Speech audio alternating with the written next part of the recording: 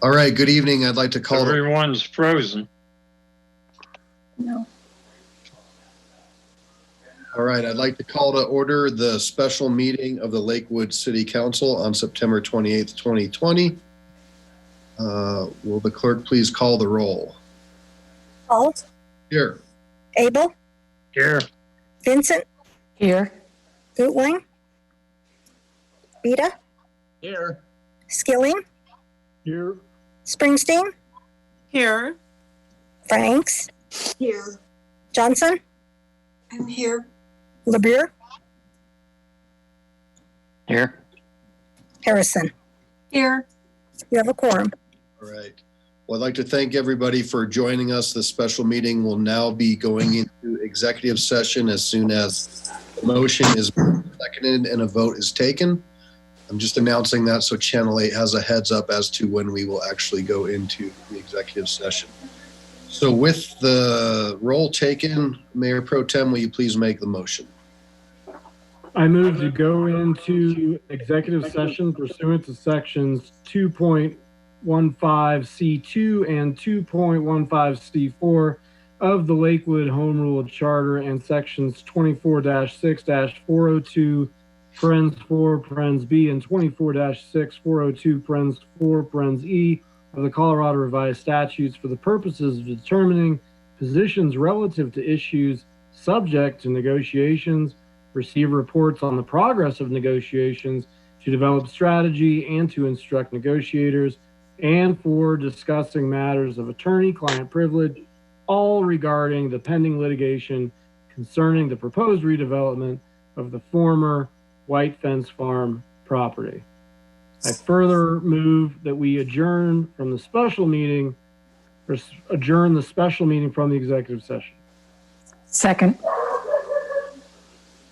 All right, there's a motion and a second. Please cast your votes to go into executive session. Aye. All right, and that passes 11 ayes, 0 nays. So Ms. Salazar, is there now a breakout?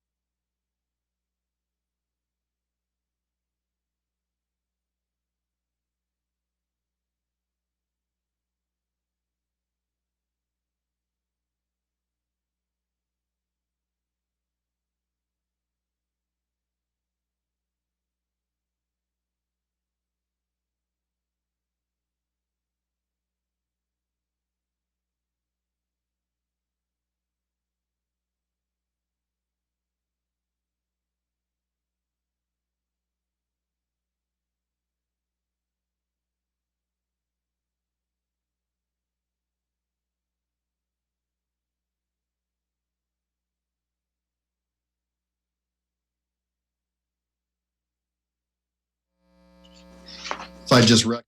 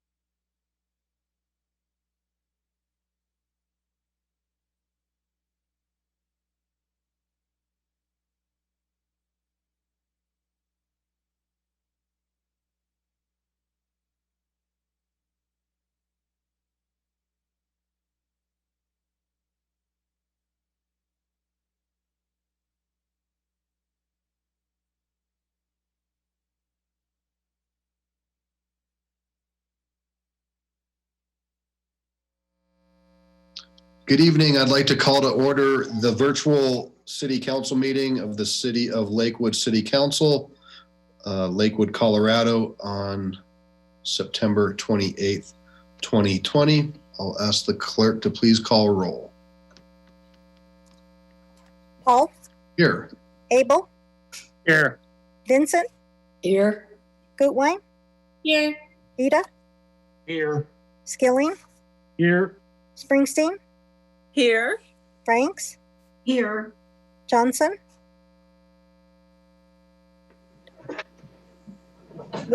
LeBrier, Here. Harrison. Here. You have a quorum. Great. Thank you very much. I'd like to welcome everybody who's joining us this evening or those who may be checking us on a later date. I'd also like to thank all of you who participated tonight via Lakewood Speaks.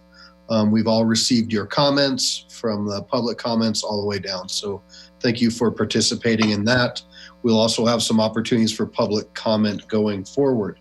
So with that, I'd ask that you please join me in the Pledge of Allegiance, and we will have a moment of silent prayer after.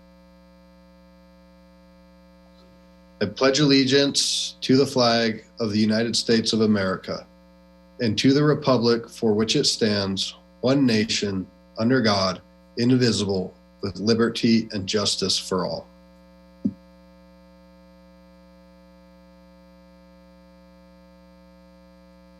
Thank you. All right, so before we go into item 4, just a couple things. We do have, as we've done throughout since March, we'll have a motion to extend the emergency declaration. I'll ask for that after public comment and actually after the executive report as well to move forward. Certainly a packed agenda tonight, and some things that can be very controversial and council may feel different ways and very passionate about the different things. I just ask that we continue to move forward and look for those results tonight. Great debate is certainly welcome, but at the end of the day, we just have to vote yes and no and move forward. So hopefully we can move forward and be very efficient tonight as we tackle this huge agenda. So with that, item 4 is a proclamation for the National Cybersecurity Awareness Month. And because we're starting a little bit late, we had an executive session prior that went over. I'm not going to read the whole proclamation, but I'd like to thank our IT department for bringing this forward. And you can certainly go online to Lakewood Speaks to see the whole proclamation. But the last whereas is the federal government of the United States of America, the U.S. Department of Homeland Security, the Multi-State Information Sharing and Analysis Center, and the National Security Alliance all recognize October as National Cybersecurity Awareness Month, and all citizens are encouraged to visit those websites along with the Stop, Think, Connect campaign website, which I will read that, www.stopthinkconnect.org, to learn about cybersecurity and to put that knowledge into practice in your homes, schools, workplaces, and businesses. So October, again, is Cybersecurity Awareness Month, and it's something that we're utilizing a lot more these days through these platforms as we're going through the pandemic. All right, I will now open general public comment. And this is the online live public comment on issues that are not on the agenda. So in a moment, I'll read off the numbers. I encourage the public to address the city councils, again, on items that did not appear on the agenda. All comments should be directed to the city council. I ask that all persons calling in observe the same decorum as a city council meeting held in person. You will have 3 minutes, and I will let you know when 30 seconds is coming near. The call-in numbers for tonight are as follows. Give me one moment, please.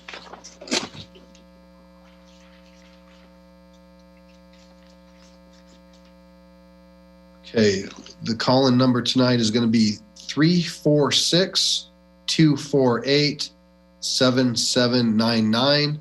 Again, and if you're calling from a landline, 1-346-248-7799. 7799. The webinar ID is 970-1438-8157. Again, webinar ID 970-1438-8157. You will press *9 once you're in to request to speak and *6 to unmute. And just to mention, there was a request of public comment from a citizen that wrote all of council pertaining to the United States Postal Service. And I just wanted to let council and them know that that inquiry was sent to Representative Ed Perlmutter's office, and their team is taking it from there as that's in their category. So you can check that off, but that person wanted us to mention that tonight during public comment. Ms. Salazar, do we have anybody lined up for general public comment?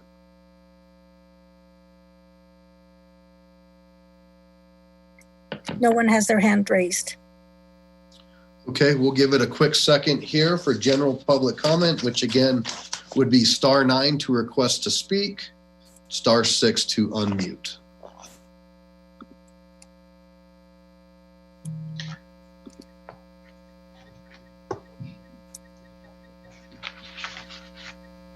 Caller ending with 6117 has raised their hand. Okay, caller 6117, good evening. If you give us your name and ward or address, we'll start your 3 minutes for general public comment. Hi, my name is Catherine Costanza, and I live at 437 Wright Street in Ward 1. Is this lined up with the same timing as the live council meeting? Are we still on general public comment? Yes, this is general public comment, so Okay. anything that's not on the agenda. Okay. And there will be an opportunity for public comment on items that are on the agenda later? You betcha. Okay, then I'll cede my time now. Okay. Apologies. Thank you. No, you're fine. We're all getting through this together. Thank you. Anybody else, Ms. Salazar? No one else has their hand raised. Okay. I will close general public comment, and I will move into Ms. Hodson, your executive report. Yes, thank you. First, I'd like to recognize the Lakewood Police Department. They were recently awarded 2 very large grants. The first one was for the Speed and Safety Enforcement Grant. They received $82,987.04. Not sure what the 4 cents is about. Over the last 2 years, they received $58,000. So this year, they got almost $83,000. So congratulations to the Lakewood Police Department, and specifically Sergeant Brian Lovejoy for his work in applying for this grant. The second grant he was able to secure, and this is another big one. This is a $70,000 grant for the Pedestrian Safety Campaign. They were awarded the maximum amount possible. So this is all great news in these tough budget times. The first one, almost $83,000, and the second one, $70,000. So congratulations to the Lakewood Police Department, and our thanks to Sergeant Lovejoy for his good work. As you may be interested in the city clerk's position, unfortunately we lost Miss Michelle Millard. And so we have a recruitment underway to refill her position.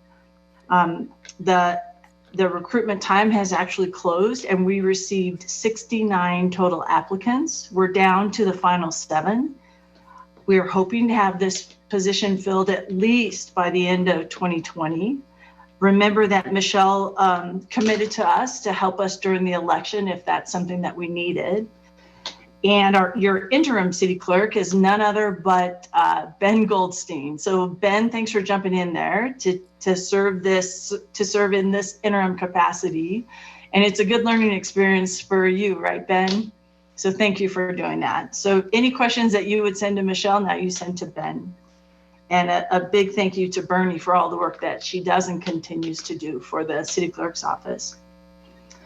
On another topic, as it relates to the CARES funding, we were anxiously anticipating the county approving our second round of spending. You'll remember that we were committed 12.3 million of CARES dollars, and the county has recently approved our second half. That's good news. And so staff is working diligently to get that purchasing done. You received the full list months ago, but now we're finally able to spend that down because the county's approved us. So that's good news. So I thought this might be interesting to you as it relates to the COVID pandemic. We actually have two. We've had employees throughout time over the last 6 months who have tested positive. Right now we have 2, but I just heard from our human resources director that we have 1 more that just tested positive. That's not uncommon, but I wanted to show you what we're dealing with on a daily basis here. We also have 7 employees who have been under quarantine, and they're about to be released from that at the end of this week. So this is something that the city has had to deal with on an ongoing basis since the beginning of the pandemic, and we continue to do that. Finally, I want to end on a really positive note that might be surprising to you. Can you believe that our golf revenue is up 26% over last year this time? 26%. The rounds purchased through August is up 24.4%. And our playable days are only up 3.7%. So from last year this time to this year, we only have 6 more days that are playable, but we're up 26% overall. So that's great news. Craig Parzybach is working, and the staff there are working their tails off. So it'll be nice when the season starts to slow down, but that's great news for golf. They're really hitting it hard. So that's it. That's the report. Thank you. All right, Ms. Hodson, thank you very much. I'm going to just pause real quick because Councilor Abel was kicked out again, and then he was in the attendees, and I still see him over in attendees. I'm going to push him. Councilor Abel, can you hear us? I unmuted you. Oh, there you are. You're back. Thank you. Okay. There you are. Thank you. Yep. All right. So we are, holy cow, what a night already. So before we go into the consent agenda, this is our check-in on the continuation of the emergency declaration, which has continued to be extended at the state level. And I will now ask Mayor Pro Tem Skilling for a motion. I move to extend the declaration of disaster in the city of Lakewood, Colorado, resulting from the coronavirus/COVID-19 pandemic, pursuant to section 1.27 of the Lakewood Municipal Code, originally declared by proclamation of the Lakewood City Manager on March 17th, 2020, extended by majority vote of the City Council on multiple occasions, and by this motion extended again until October 12th, 2020, unless earlier extended or terminated by the City Council. Second. Okay, so we have a motion and a second. Councilor Johnson, your hand is up. Kathy, I just have a quick question. How much more money do you anticipate Lakewood receiving? How much more money is still out there at the state level to be distributed? The timing's amazing. Your question is amazing as it relates to the timing. We don't know if there's going to be more from the county distributed to us. You know, they're the pass-through from the U.S. Treasury. So we're anxious to hear what they have to say. So I don't really have an answer, but if they're not able to spend their dollars by the time frame, they may very well distribute it out to the cities. So we'll see. Now, I believe I heard today that part of Congress is talking in trillions of more dollars. Is that correct? Is that correct? Is that the latest? I haven't seen the news today. I see a lot of nods. Yes. Yeah, and there's a lot of moving parts, and I think this council's been doing a great job trying to communicate to the federal delegation the importance of different things, but also reporting requirements and potentially extending dates for dollars to be spent. So I know this group's been very active, and I thank you for that. Who knows what exactly is going to come down? I mean, we all try to guess if we had a crystal ball, but it can be challenging to try to figure out what exactly the federal government's going to do. But the amount of money that has been committed to us already is, it will still come to us one way or another. Is that right? Correct. Yeah, potentially. Mm-hmm. Okay. Well, for clarification, though, I mean, that goes back to your report, Ms. Hodson. The 12, it was recommitted. The second portion of the CARES dollars were committed to us by the county. That's accurate. That was the original amount that we intended, that we were eligible for based on the county's calculation. The question now is, will there be additional dollars distributed from the county? Because I believe their share was almost 60 million. And remember, there's a pretty short time frame in which to spend these dollars. So as you said, Mayor Paul, there are a lot of moving parts here. The other rumors out there have to do with extending the deadline for spending those dollars. And there's lots of unanswered questions, I can tell you that. So it's kind of a day-by-day thing. Believe me, if there's an opportunity for additional dollars, we will make sure that we're at that table. When you say additional dollars, you mean through the county, not through Congress, right? Certainly through the county, and if it's available through the Congress, if they allocate to the local governments, then of course we would do that. And certainly visit with you first to let you know what those updates are. But they've committed to us what they've got already. Yes, they have. Okay. Okay, so we have a motion and a second. Any more discussion or questions? Seeing none, please cast your votes for the extension.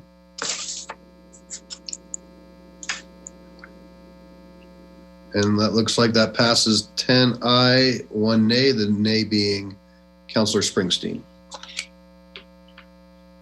Okay, next we have. Mayor, it's actually, Yeah, I believe that was a 9-2 vote. yeah, you had two Okay, nays. I'm sorry. Yeah. Please let the record reflect 2 no votes, Councilors Johnson and Springsteen.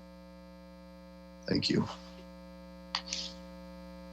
Okay, so I just heard that the feed got cut off for 31 people. I'm not sure if that's the case or not, but I just thought I'd report that to you. okay. Maybe that's inaccurate. I don't know. I'm sorry, can you repeat that, Councilor Springsteen? What happened? I just had a message that the feed got cut off to all our participants. So I'm not sure if that's accurate or not. Ben, can you look into that, please? Yeah, I don't see any changes. I still see plenty of people online as attendees and participants. I'll check with Channel 8 to see if anything happened with the feed. Thank you. Thank you. Okay. So next up is the consent agenda. The use of the consent agenda has been made to expedite council action. It contains both resolutions and first reading ordinances. Resolutions are items of a routine nature. Members of the public will have an opportunity in a moment to comment on any of the proposed resolutions. I do not see any first reading ordinances, so I will now ask the clerk to please read in the consent agenda. The consent agenda includes items 7 to 12 inclusive. Item 7, Resolution 2020-34, approving the 2021 operating plan and 2021 budget for the Lakewood West Colfax Business Improvement District. Item 8, Resolution 2020-35, approving the 2021 operating plan, 2021 budget, and reappointment nominations to the Board of Directors for the Alameda Corridor Improvement District. Item 9, Resolution 2020-36, authorizing the amendment of the City of Lakewood Employees Money Purchase Pension Plan and Trust Agreement. Item 10, Resolution 2020-37, adopting Third Amendment to City of Lakewood Deferred Compensation Plan and Trust Agreement. Item 11, Resolution 2020-38, authorizing the amendment of the City of Lakewood Police Money Purchase Pension Plan and Trust Agreement. Item 12, approving minutes of City Council meetings. City Council meeting, June 22nd, 2020. City Council special meeting, July 13, 2020. Okay, I will now open the public hearing on the resolutions included in tonight's consent agenda. Again, that column number is 1346-248-7799. Webinar ID 970-1438-8157. You'll press *9 to request to speak and *6 to unmute. And again, this is on the consent agenda with the resolutions listed, items 7 through 12. Ms. Salazar? One has their hand raised. Okay. I'll now close public comment and I'll ask for a motion. Mayor Pro Tem. I move for the approval of the council minutes and the adoption of the resolutions, all of which are included in the consent agenda items introduced into the record by the city clerk. Second. Right, there's a motion and a second. Any other discussion on the consent agenda? Seeing none, please cast your votes.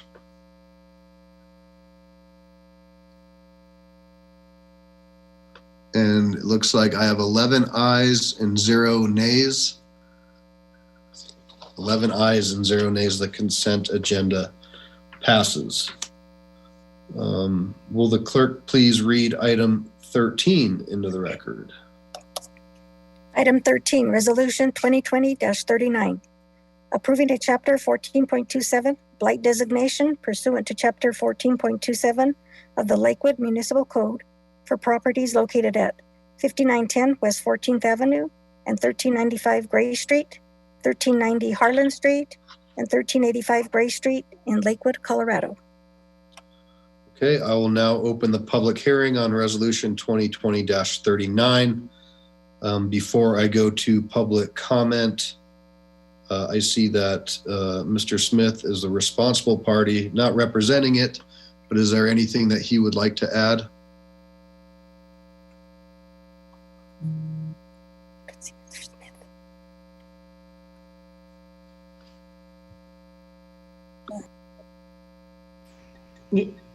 Yes, I believe Robert Smith will be joining us.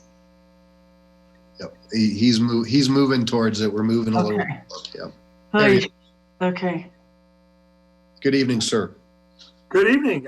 Yes, we have a presentation tonight from the applicant and the applicant's consultant. And I'm here to introduce that and give you just a little bit on the report here. Hopefully we will move fairly briskly through the information so folks are aware of it. Before the council's consideration of resolution 2020-39, it's concerning the 1427 blight designation of 3 properties, 4 addresses, as was read into the record just a moment ago. In a moment, the property owner's consultant will run through the main points of the blight study report. Principal Land Planning is the owner's consultant, and they have previously consulted with several local urban renewal authorities in Colorado. They have a great familiarity with the urban renewal statutes. That's important because, as you know, Lakewood's 1427 blight process is nearly identical to the urban renewal blight process with a few differences, and council has discussed those processes previously. Lakewood City's Council's 2020-7 resolution earlier this year lays out the definition of blight for Chapter 1427. Basically 2 definitions. One is areas already in the urban renewal area zones of the city. The second is that property owners not in those areas can bring forth a consulting report to the council and ask for a 1427 blight exemption there. And then, of course, the resolution -7 was modified by -24 fairly recently, and so wanted to make sure you understood that we went through all of those parts with the applicants in here.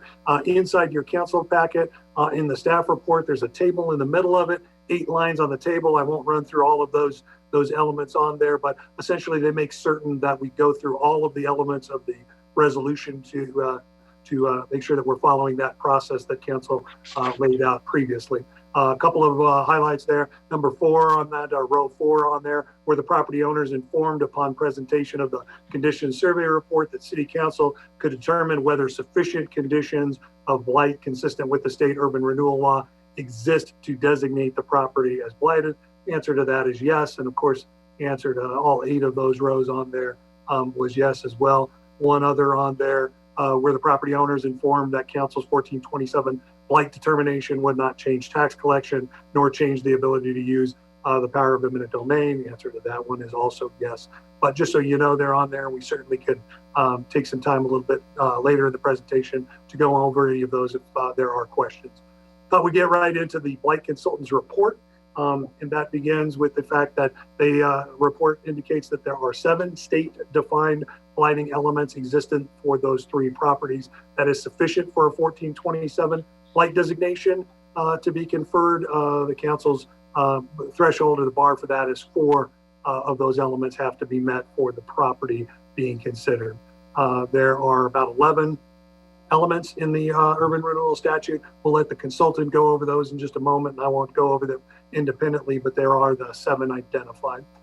The properties currently have about 3 single-family residences, 1 multi-family apartment building, and accessory storage units.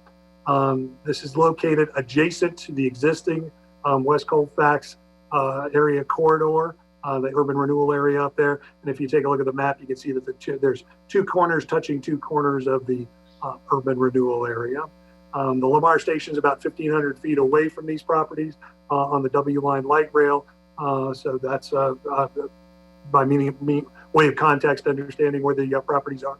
Also, the 40 West Art Line is adjacent to these properties. Of course, we don't want blighted properties anywhere, but we certainly don't want them adjacent to the Art Line. That's a cultural amenities for 4-mile walking and biking cultural asset here in Lakewood. And obviously, we'd like all of the properties adjacent to that to really come up to snuff so that shows off that area. The area is within the Colorado State Enterprise Zone. That's a state designation for areas that have higher unemployment, higher than average unemployment, higher poverty and lower incomes. And through that state program, businesses are encouraged to invest, grow jobs, and engage with their communities. So these properties are inside that enterprise zone. They're also within the federal opportunity zone. As most of you know, the current federal administration developed the Opportunity Zones program, and the goal was to identify sites within cities that are disproportionately slow in the economic recovery coming out of 2008. So that program has been in place here for about 2.5, 3 years now, and these properties are inside that Opportunity Zone area. These properties are also in 2 additional federal zones. One is the Community Development Block Grant area, so the 2 Community Development Block Grant funds can be used in the area, as well as they are a part of the lower income housing census tracts. So the LIHT census tracts are there. Again, 7 of 11 blight factors. And let me see, I want to quickly point out that these properties, if they are to receive a 1427 blight designation, it does not change the zoning of the properties at all. It doesn't grant any additional entitlements. The properties will still have to abide by the established historical zoning and the comprehensive plan. That doesn't change at all. I did review the Lakewood Speaks website just before this meeting. There were 4 public comments, 4 residents commented on this item. All 4 of those were not in favor of granting a 1427 blight designation. And so with that, I'd like to introduce our applicants and our consultants so that they can run through the details of the blight study report that's part of your packet. And so with that, the owner of the property, Mr. Chad Milanix, and he's here to help to speak to the thing, this element. And then also Elisa Denenzenzo Denizenzo. I think I've got that right. Denizenzo is the principal with land planning. And so, Elise, we are ready for your presentation when you are ready to deliver. Good evening, Elise and Chad. Thank you. I am starting to share my screen, so please do let me know if, for whatever reason, you are not able to see that. We got it. Okay. Let me just full screen that really quickly. Well, good evening, anyone. My name is Elise Denizenzo with Principal Land Planning. Thank you again for the intro, Robert. I will try to get through this for the sake of brevity as quickly as I can, but certainly if you do have questions, do let me know. Just really briefly on this cover sheet, the photos that are included in this presentation have numbers on them. That is purely to facilitate discussion. So if you see a photo that you have a question about, please note the number. We can always go back to it and discuss it if there are questions about that. So again, this was the blight study for the Gray Street, Harlan Street, and 14th Street, 3 properties. And I will just jump into the presentation. So a little bit about myself. Robert mentioned that I do have blight study experience. That is true. I am currently an independent planning consultant. I do have my AICP as a licensed, a certified planner in the state of Colorado. And I focus on land use entitlements and blight studies in the Front Range. So my blight study completion experience goes back to the Golden Urban Renewal Authority. I put together their West Colfax blight study while actually interning there way back when. And since that time, as a private consultant, I secured a contract and completed the City of Idaho Springs first blight study.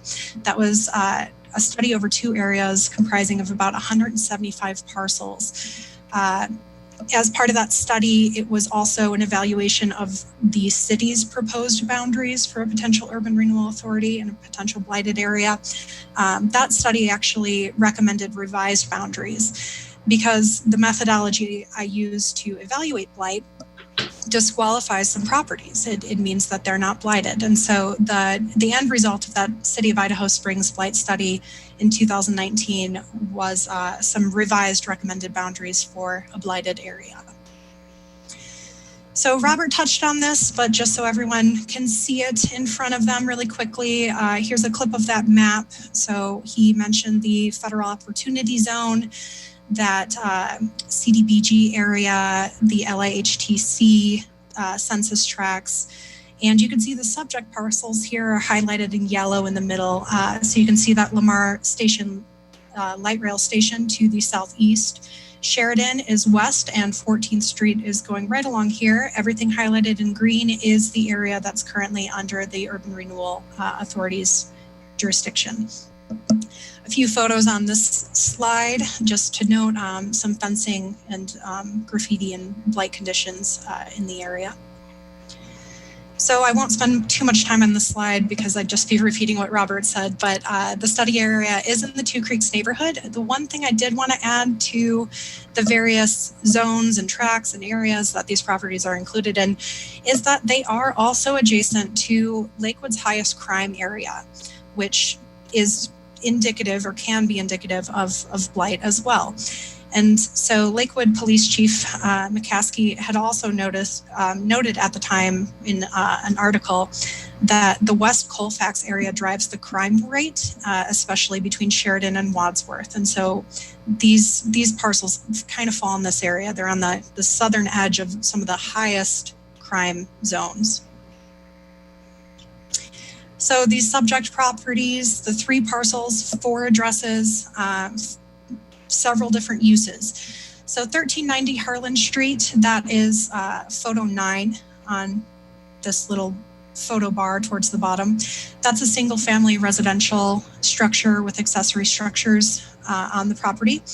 Then you have the second parcel, which is comprised of 5910 West 14th Avenue. That's a multifamily residential structure, as shown in photo 10. 1395 Gray Street, that's a single family detached structure with accessory structures as well. That's shown in photo 11. And 1385 Gray Street, which is currently it is a single family dwelling, but it's currently vacant and uninhabitable and also includes accessory structures. And that is in photo 12. So a bit about that blight study methodology. So I based my blight studies on the methodology that was developed by the Golden Urban Renewal Authority for their blight studies. So they follow very closely the Colorado Revised Statute, going through that list of the potential factors, but it also relies on a secondary level of study, I guess, or of critique of each parcel, and that is a list of physical conditions per blight factor. Within the statute itself, there's slum deteriorating or deteriorated structures, but it doesn't really call out what that looks like physically. So the methodology I use strives for standardization by developing a checklist that calls out physical attributes that may occur on properties that are indicative of that blight factor. It also aims for a 50% minimum presence when evaluating an area. In this case, we're looking at 3 parcels, so 2 out of 3 parcels would meet that 50% threshold, but we can also, because this is a small enough area, look at each parcel individually for the number of blight factors. So we did both when we made our determination. So this blight conditions summary. Some of these photos might be a bit disturbing, but these are some of interior conditions, and I'll get to that in just a minute. But the condition summary itself. So this chart is included in the report, and it calls out each of those 3 parcels and evaluates the parcels for the structures on the property. So as you can see, the parcel containing 1390 Harlan Street and the parcel containing 1385 Gray Street, I found substantial presence of 6 factors on each of those properties. On the parcel that contains the multifamily development along 14th Avenue and 1395 Gray Street, which is the single family detached and accessory garage, I actually found 7. I did want to call to attention a few things on this chart as well. So you'll notice that item G, or blight factor G, defective or unusual title conditions, that was not evaluated. That would require pulling title for all of those properties and going through that. So we did not evaluate that blight factor. We also did not evaluate I, environmental contamination. That would require some upper level conversations with the state and public health to go through those records. So those records aside, and those blight factors aside, we still found an average of 7 overall significantly present in the 3 parcels for the area. Regarding these photos on the side, some of them are a little bit disturbing. You've got, bed bugs on 18. You have some evidence of infestation on 19. You have some issues with mold. On 17, some serious electrical issues on 15, and some serious plumbing issues and corrosion issues on 16. So those all play in to the unsafe and unsanitary conditions, buildings that are unsafe or unhealthy to live and work within. And that's all spelled out in that checklist that was also included in the blight study report that calls out those individual criteria that were evaluated on a parcel by parcel and building by building basis. So the overall conclusion, again, the subject parcels, I believe in my professional opinion, are blighted. I did find 7 factors significantly present overall in the area over the 3 parcels. And those were blight factors A, D, E, F, H, I, and K.5. And I'll give a moment just so people can read those really briefly. Okay. So the study's official recommendation and my official recommendation is that by reason of the factors presented in that report, that the City of Lakewood may find these properties do impair and arrest the sound growth of the City of Lakewood and retard the provision of housing accommodations, constitute an economic or social liability, and are a menace to public health, safety, morals, or welfare to the community per Colorado Revised Statute. And that language is really pulled from the statute itself. So my official recommendation and professional opinion is that these properties, they really are blighted. So That said, I will cease my portion of the recommendation and throw it over to Chad. We did want to include a slide from the owners so they could speak a bit about their intentions with the property and their thoughts as well. Thanks, Elise. I appreciate that. And thanks to the city council members as well for your time this evening. I appreciate that a lot. So my name is Chad Mullenix. I am the owner of these particular properties, and just a little history on these. We kind of began the acquisition of several of these properties kind of pre-growth ordinance. We had investors committed to redevelopment on these particular parcels. And even once the ordinance was becoming further and further into the process and into the public eye, and reading through the ordinance and some of that type of stuff, a lot of the feedback at the time was based on where we're acquiring these properties and the types of properties that we're acquiring, is this really isn't that big of a deal or problematic to developing in this particular area. And so I've at times heard developers and contractors actually talk very positively of the growth ordinance pre-passing of the growth ordinance. And mostly in those places where they were in places like opportunity zones and areas of distress in your city where people are in vulnerable and difficult scenarios. And I think there was some perception that going into this, that there would still be development in areas in and around major need in Lakewood. So that was kind of going into it kind of at post passing of the ordinance. There was,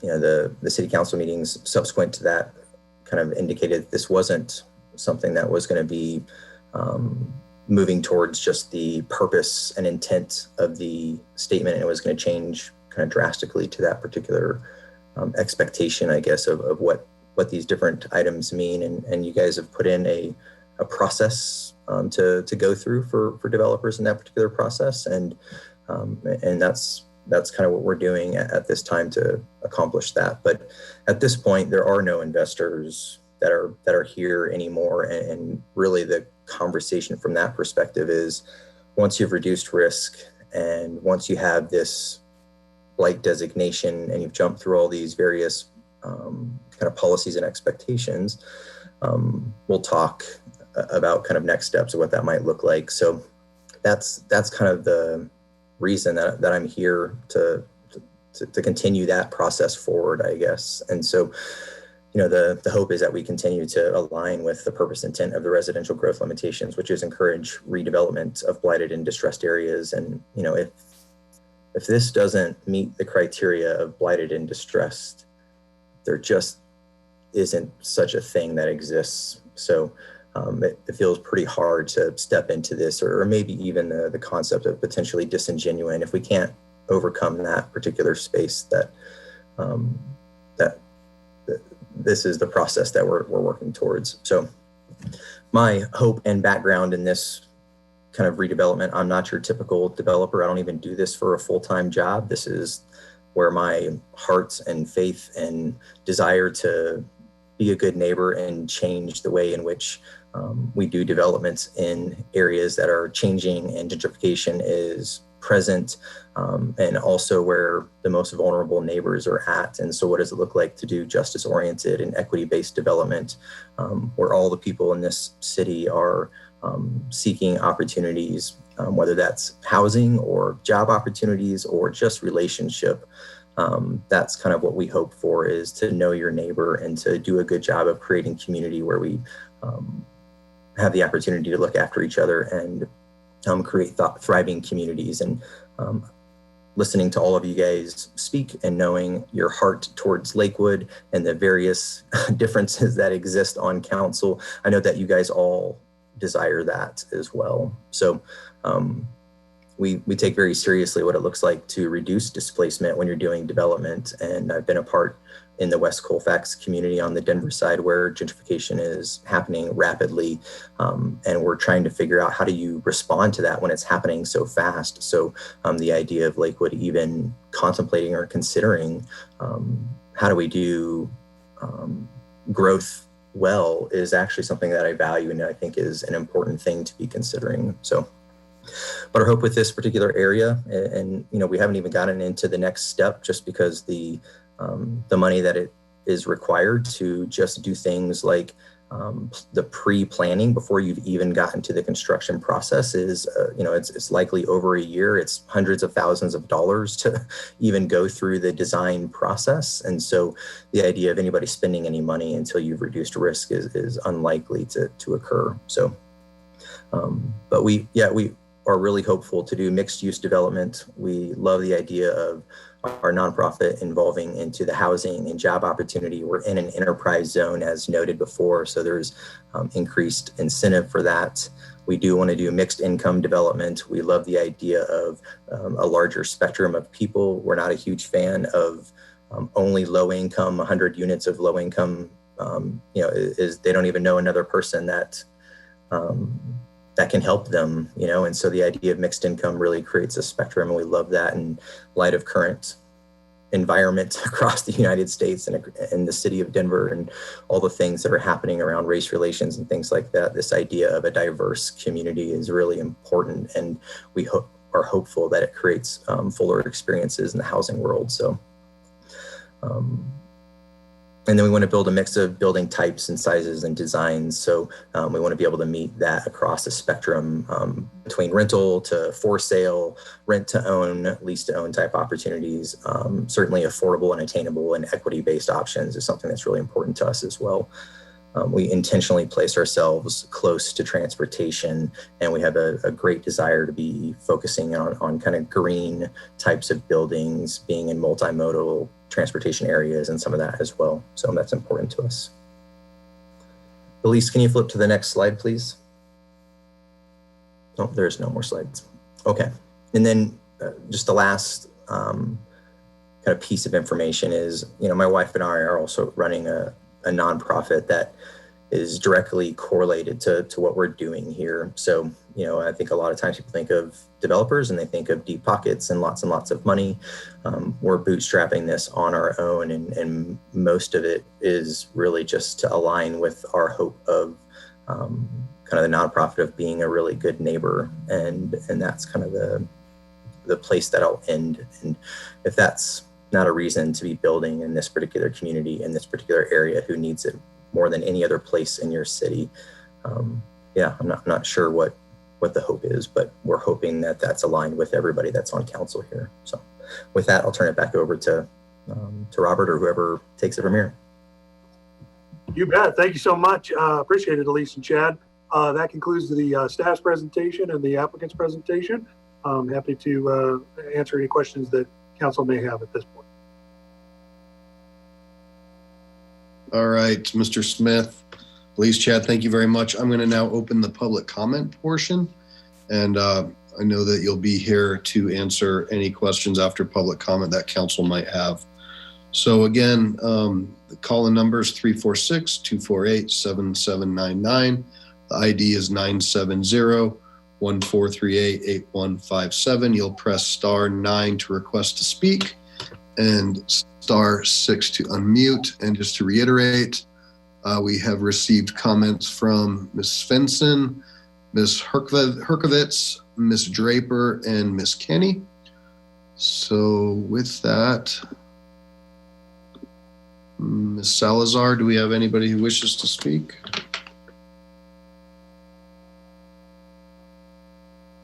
No one has raised their hand. Okay. So I will close the public comment on this, and I'll go to the participants. I'll start with our Ward 2 representatives, Councilors LeBeer and Vincent, as this is your part of the neighborhood, and go from there.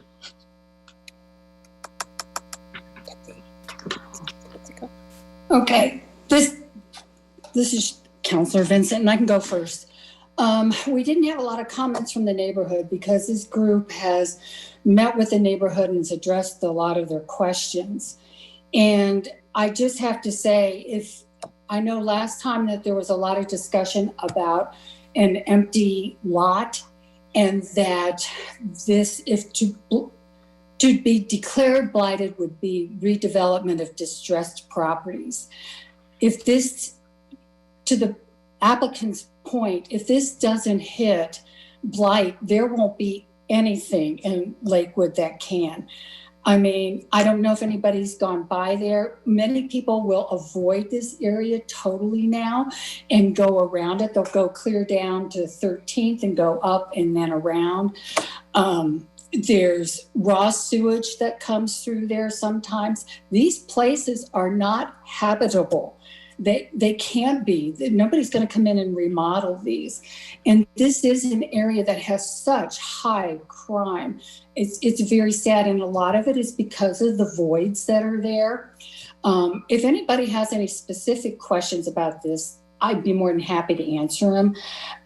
But I do know the neighborhood's in support of this project, as well as several of the churches that serve the needs of this community. They are in favor of it also. They know that something needs to be done in this area, and they're very supportive. And a mixed use project, working with the neighborhood, will be a great amenity and hopefully improve the lots of more people around that area. All right. That's it, unless anybody has specific questions for me. So let me go to Councilor LeBeer real fast, and then we'll go to the rest of council. Sure. Thank you, Mayor. Yeah, I don't want to, I'll try to be brief, but I just want to say a couple things real quick. Obviously, none of us want to blight a whole lot of areas. And I just want to make clear to any residents, I don't feel any particular obligation to blight properties as a general rule. But this is a tool we have. This is a tool we have to encourage development. And this is the kind of area where I think we want to see that. And, from Sharon and I's first early on proposals, this area would have been the areas that were already included. But we wanted to go parcel by parcel in some sense. And I think these are the kind of parcels that make a lot of sense to take a look at redevelopment. The property just across the street was condemned and bulldozed, I think, just in the last year and a half or so.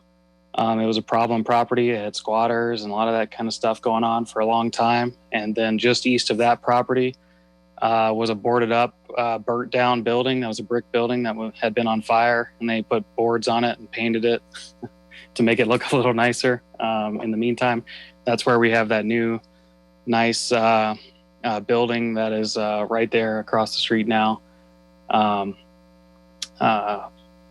With I can't remember the development group that did that, but so this to me is the kind of area that we want to encourage that type of redevelopment, revitalization. So I'd be in support of this. And Chad, is one of our residents in Ward 2, and we're happy to see that he's looking at taking this on and doing something with the neighborhood. And if anybody has any questions for me, happy to answer those as well. Thanks. All right, so I have Mayor Pro Tem Skilling. I did have Councilor Frank's hand up. She did put that down, but if you were meant to keep it up, please. And then Councilor Gutwein. So I want to throw this out for discussion, because in the application, there was an entire slide, or at least half the slide, that was dedicated to what the vision is on this property.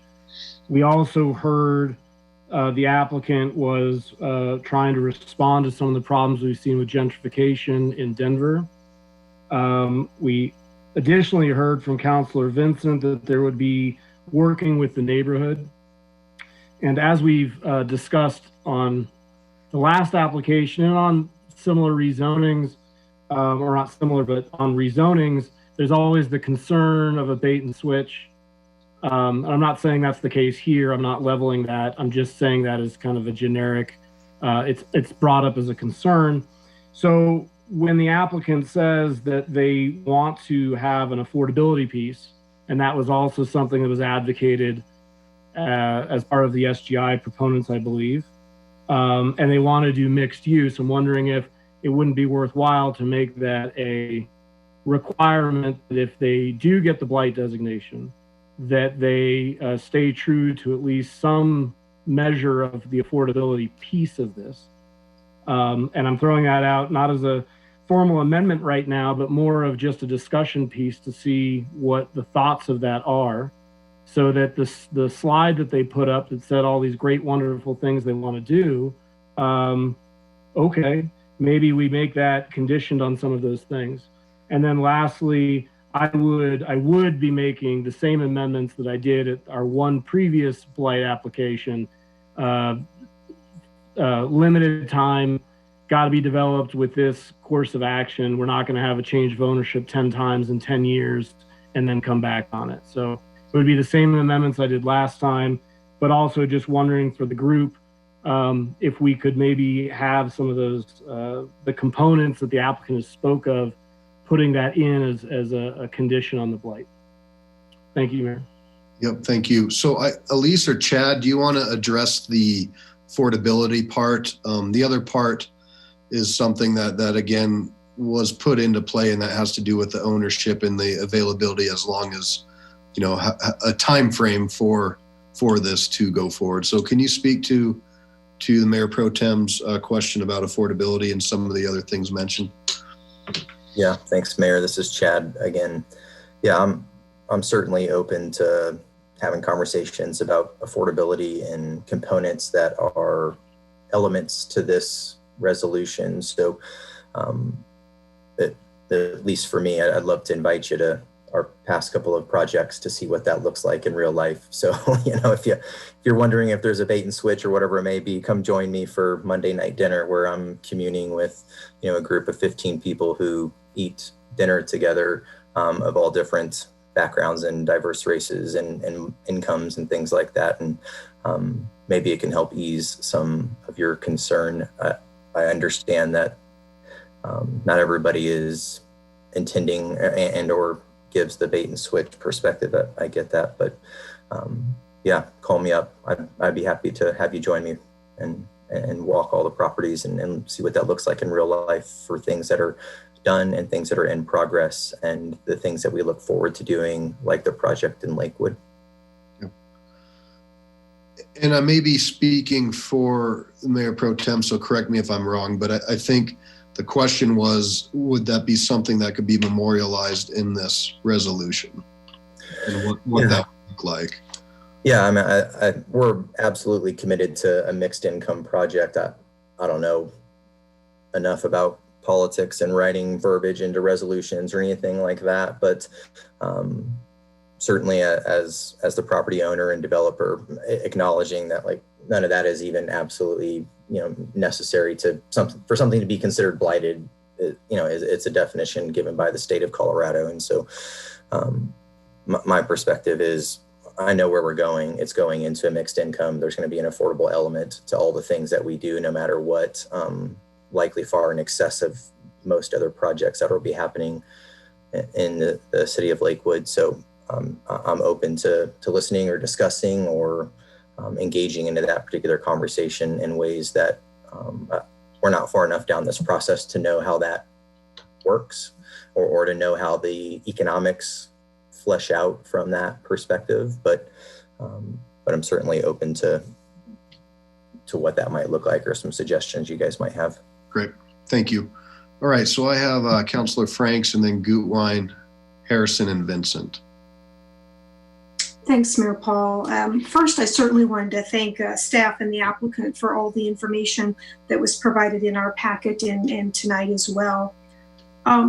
Really what I'm starting to take away from some of the, not only tonight's presentation, but kind of where we're coming, is that it appears that we have, and the applicant sort of pointed this out, that there's a process issue, that you know, in order to get the allocations, you have to spend an awful lot of money. And so then my concern is that while obviously I'll talk about in general rather than this property in particular, is that it would be a way in which to reduce that risk for the applicant. And again, taking apart and aside these particular conditions certainly reduces risk. But our job here is to assess and say, how are we looking at blighting, and are we is there concern about spot blighting to the effect that it loses its effectiveness, and how do we reduce risk? And I appreciate the applicant's commitment to the mixed use and mixed income, and that, because that is certainly important for our community. We certainly want to make sure that gentrification doesn't push people out of their neighborhoods,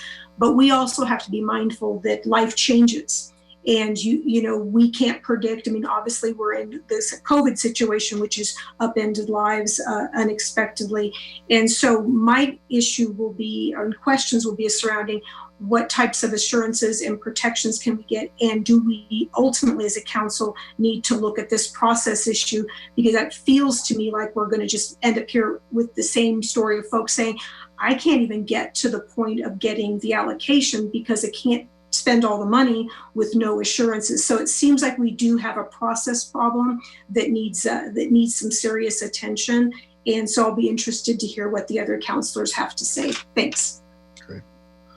All right. So then I have Councillor Gutwein, and it sounds like Councillors Springsteen and Abel are having a hard time raising their hands. So I'll get you in the queue as well here in a couple minutes. So Councillor Gutwein, and then Councillor Harrison, and then Abel and Springsteen, and then Vincent.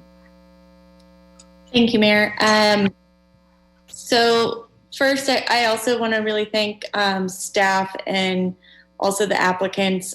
Great information, and I think the photos really help anyone who hasn't had the opportunity to go look at these properties, see for themselves what we're dealing with. I don't think I think it would be very hard to argue that these properties are not blighted. I think they're very clearly blighted. The area is in an opportunity zone, which has been stated. You know, that's a federal process that is based on income of the area. It's not, it covers a very small portion of our city to stimulate economic growth. So I think this very clearly fits the requirement and goal and intent, even with the most narrow interpretation, including that it requires redeveloping a property, which I know Councillor Vincent already said.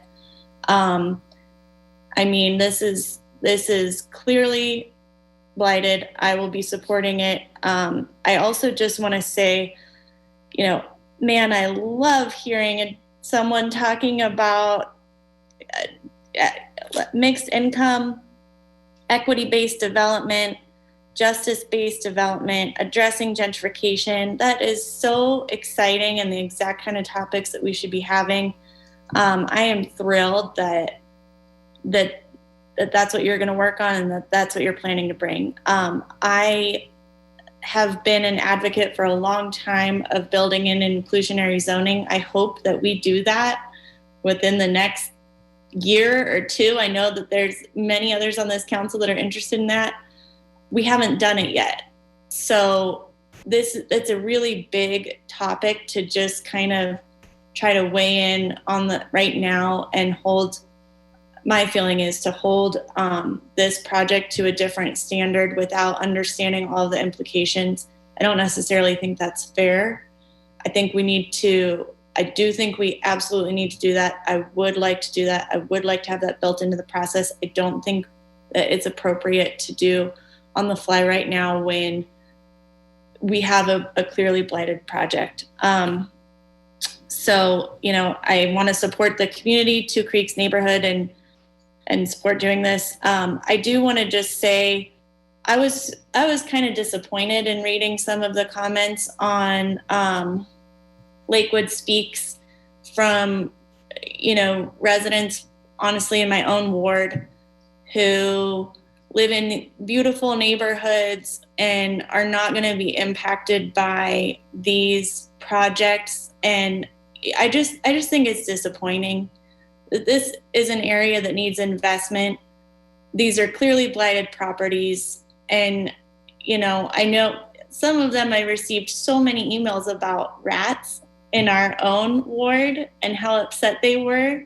Well, there's rats here. So, you know, let's just do the right thing, and try to think of the other neighbors and what they're going through. It does not in any way undermine Question 200. And I do know that we've had now 2 projects, but this is case by case basis. We're not looking at anything in Solterra or something like that we're talking about blighting. So I'll be supporting this. I hope everyone else will. It's the right thing. I believe it's the right thing to do. Thank you. Thank you. I'm so sorry. I have one last thing to say. I actually would love to take you up on one of those dinners and go see the projects that you're working on. Don't know if that offer extends to others besides Councilor Skilling, but Monday nights I'm unavailable because I'm on council meetings, but I will email you. I'll email you and we'll figure it out. Thank you. Great. Thanks. All right. So I have Councilors Harrison, Johnson, Abel, Springsteen, and then Vincent.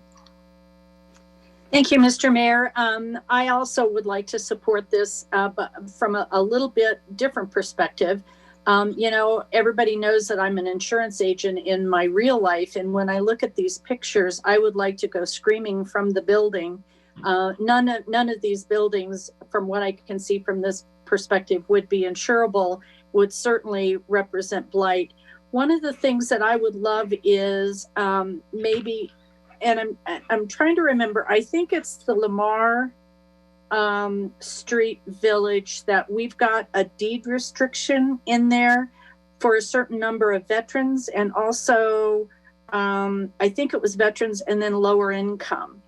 And what I would suggest, I don't want to come up with a verbiage tonight either, but maybe look at some sort of a deed restriction that would put in 10% for low income and 10%, a separate 10% for veterans. That would leave them 80% of market, do whatever you want to, and it still helps people, you know, get good housing. So I would just throw that out for everybody to think about. Thank you. All right, Councilor Johnson. Thank you. Well, I very much appreciate the presentation, and I'm appreciative that Chad's on. I do see this a little differently. I personally went to see the properties twice, and I spoke with neighbors, frankly, who were totally unaware of what we're doing tonight. By the way, one of the neighbors told me that both of the homes there on Gray are occupied. So I don't know what's going on there, but it's probably helpful, Chad, for you to know that. Do the properties look bad? Yes, they do. I understand that code enforcement was called, and I'd like to know if there's a record regarding the number of calls and what the outcome was. And I guess my first question, if code enforcement was indeed called, why wasn't anything done? The city, it appears, is allowing blight to happen and encouraging it. Property owners must be held accountable to keep their properties up to code, which is in the best interest, frankly, of the entire community. Chad, you sound like a very nice person. I'd love to meet you. I've been a landlord myself. And frankly, when I read about the mice, the vermin, the bed bugs, when you can see the electrical issues, the water and sewage problems, I couldn't believe it. In good conscience, why would anyone rent these properties out with these kind of problems? I certainly wouldn't. It's obviously speculation here. Developers buy some of the older homes in Lakewood. In this case, you purchased them in 2019. And I'm sure that there was a need for maintenance when you bought them. This didn't just happen overnight. And then, of course, comes the Strategic Growth Initiative. And the way that that's been marching forward, it allows you to blight them in order to circumvent the Strategic Growth Initiative, build high density, and thus not use up allocations that can go someplace else. Frankly, it's brilliant in its execution, the way this is starting to play itself out.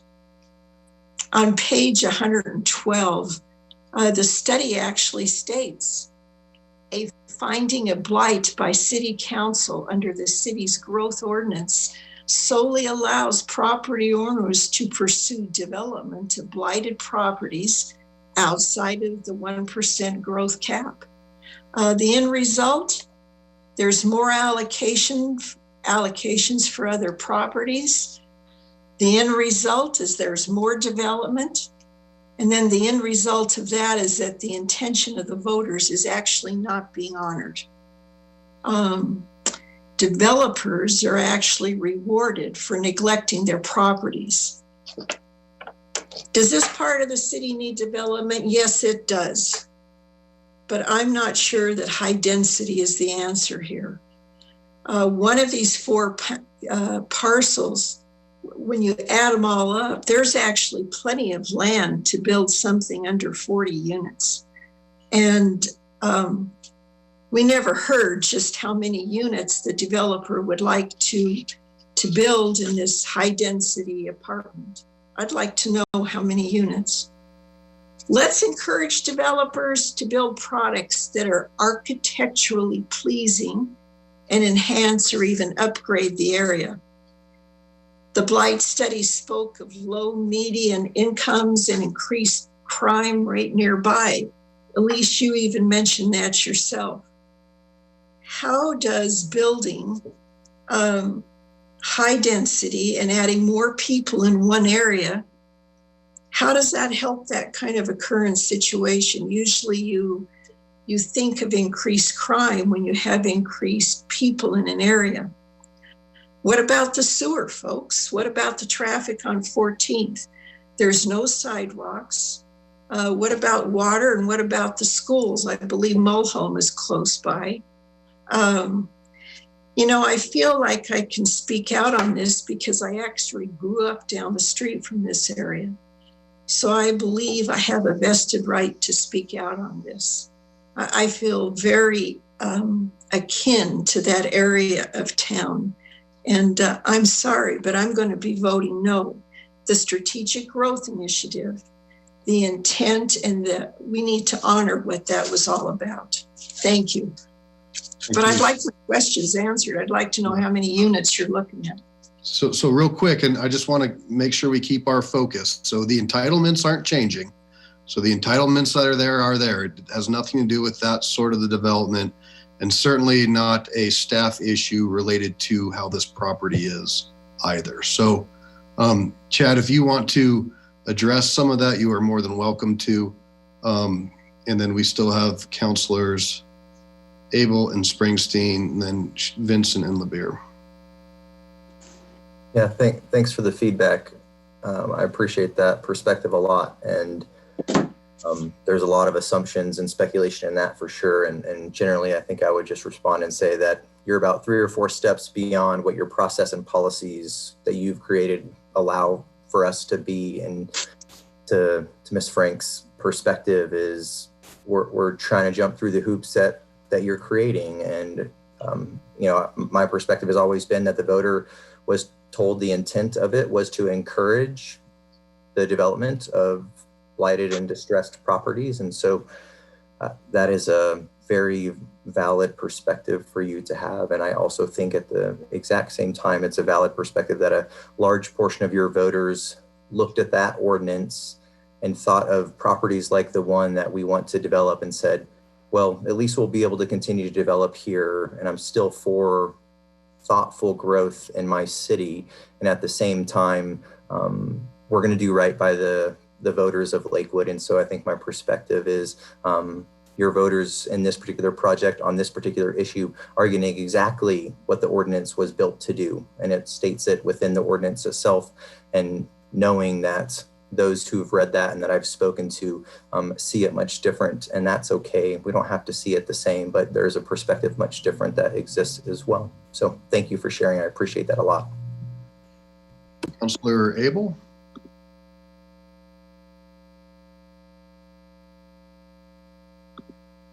Hold on. There you go. There we go. Yep, you're good. I'm conflicted on this, very much so. Went by there today and saw dozens of code violations. I don't know how many violations were cited.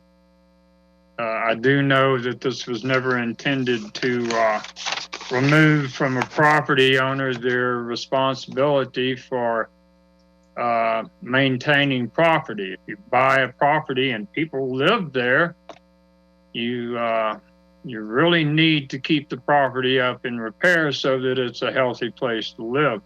So I'm conflicted by that. One of the biggest problems I have saying no to this is that we need the project. We certainly need affordable homes. There's no guarantee when we let this go that that's what's going to happen. I do believe that the developer is a person of the word, and that is more likely to happen. But I believe that about the Thursday Breakfast Club, and turns out they sold the place over on Kipling after we okayed it on their word of what it would be. And now it's for sale for 3 times the price they paid. And it could be anything they wish. Not necessarily what we were promised. After the last blight designation, though, I understand that how it looks from the outside to see people to see folks vote on bogus blight.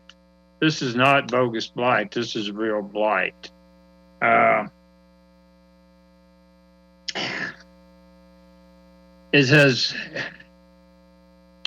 conflicted about it. Certainly, there are allocations available, both in the affordable pool and in the general pool. There were enough allocations available for the developer to have gone through that process, gotten the allocations already, and been way ahead of this and saved a lot of money that they spent on a blight study. I think I hope they weren't advised by someone else to do that that's the path they chose on their own. I'm going to have a hard time voting against this, and I'm going to have a hard time voting for it. I guess the next few minutes is put up or shut up for me, I guess. But y'all make a very good case, Chad, and I admire your motives as well. So I'll do some hard thinking in the next few minutes. Thank you. Thank you. Right. We have Councilor Springsteen and then Councilors Vincent and LeBeer. Hi. So I've been trying to speak from the beginning, and although I was able to raise my hand at the beginning of this meeting, somehow that ability was shut off as we discussed this issue. And so here I am last talking, being harassed yet again by I don't know who is putting me last to speak, cutting off my ability to raise my hand. I have a lot to say here, and I'll tell you why. Because I grew up right there on Colfax and Sheridan. That is my hood. I went to West High School.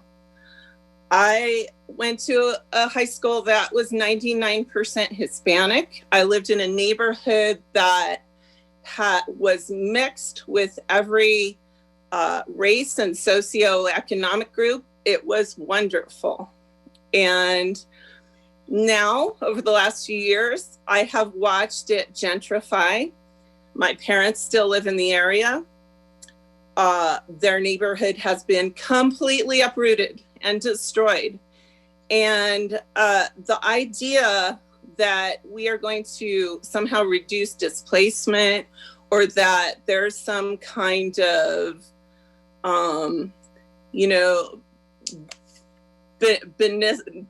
beneficial idea behind all of this, like we're going to create diversity or make everything green. I mean, it's not about that. It's about somebody wants to make money. That is what it's about. And they don't care who they displace. They don't care about, I mean, the homes you're showing me look exactly like every home in the neighborhood that I grew up in. They look exactly like my parents' home looked until they started fixing it up and making sure all the code violations were dealt with. And, and so a lot of those people in Denver have been pushed out to Lakewood now. And we're seeing more diversity in Lakewood because of that. And now what you're saying is we're going to take properties like this and we're going to push those people out as well. And so for those of you who are sitting there saying that this is about, some kind of diversity or green thing or whatever, I mean, that's just hypocrisy. That is not what's really happening here.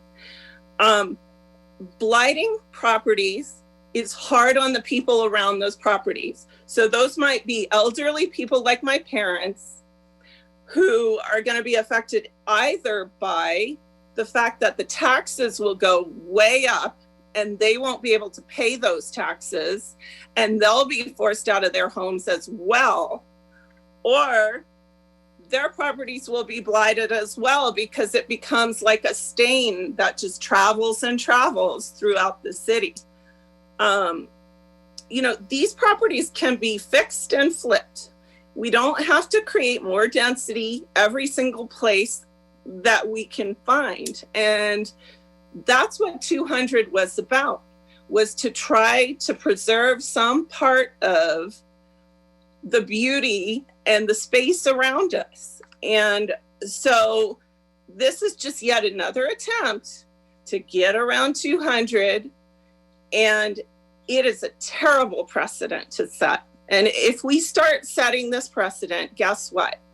Pretty soon everything's going to be blighted in this city, and it's going to affect everybody's property values. And I don't think that's what people want. And, I'm sorry if you invested right around the time you knew that 200 was going to occur.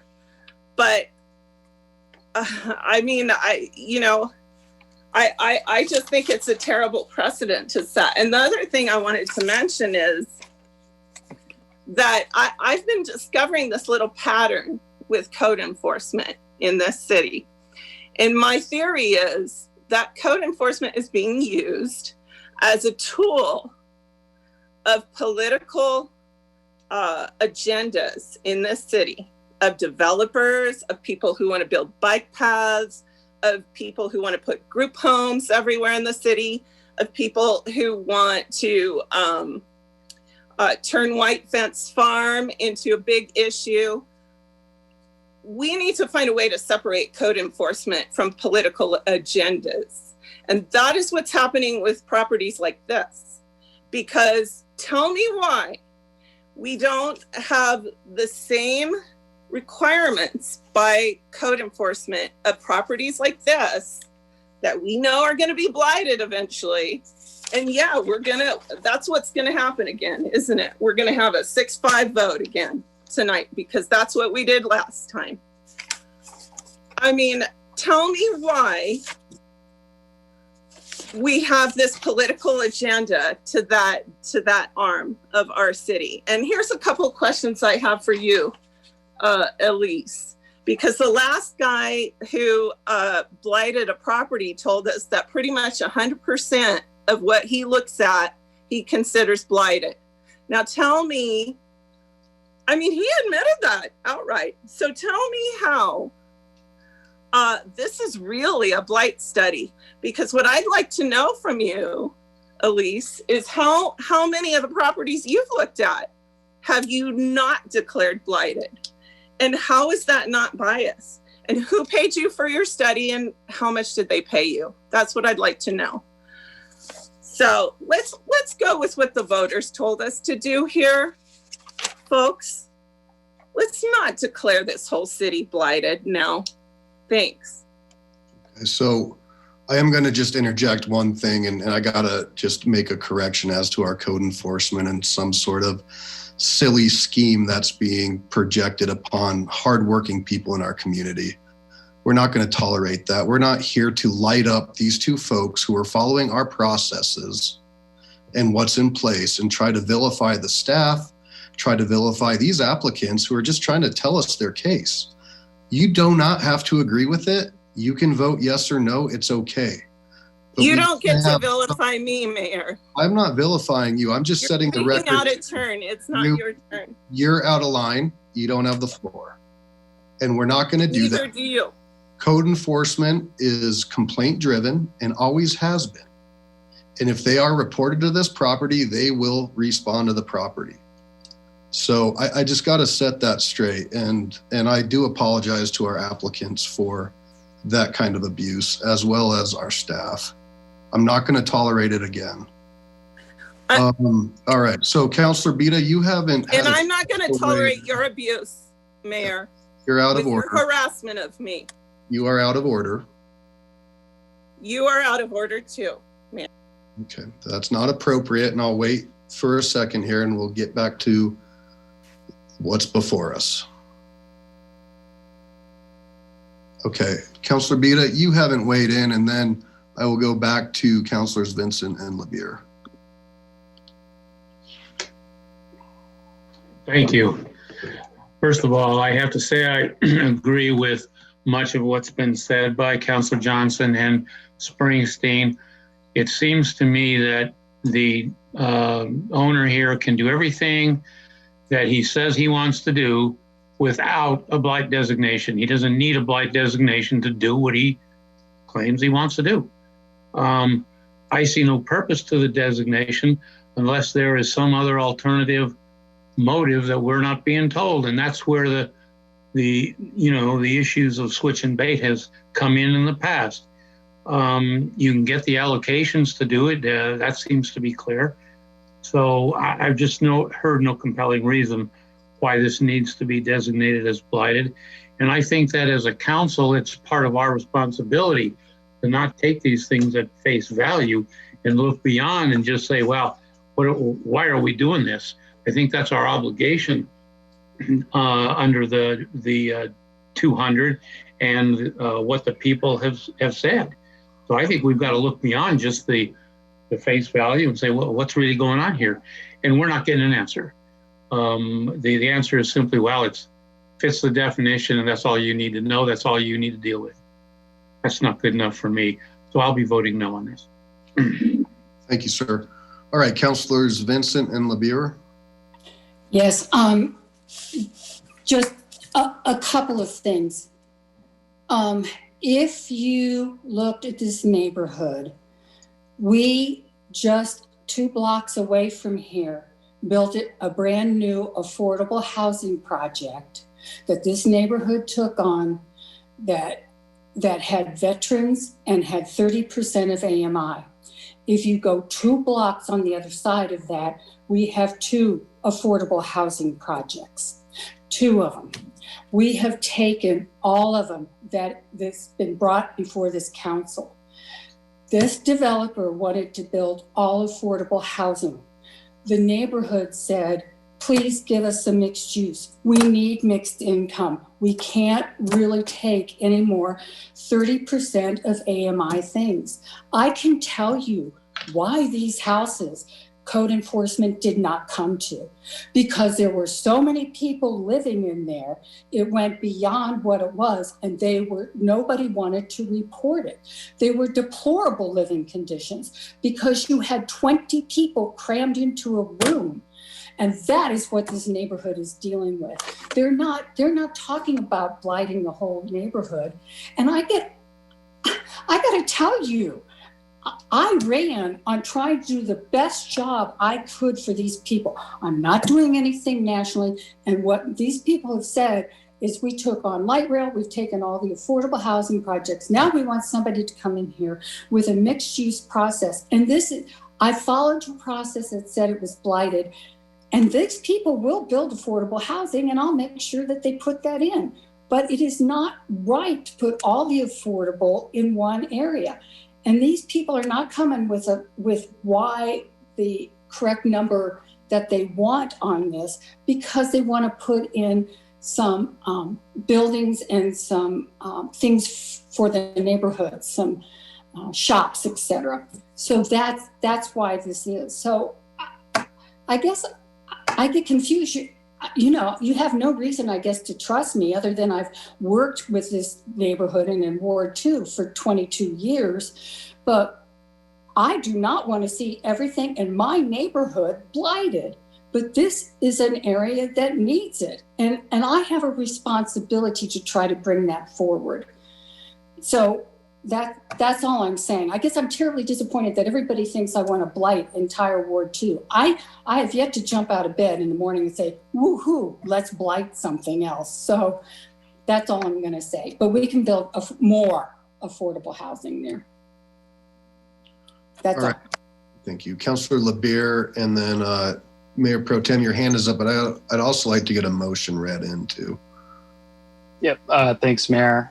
Yeah, I think I want to make some similar comments to what Councilor Vincent said. This is right near this is across the street from an urban renewal area.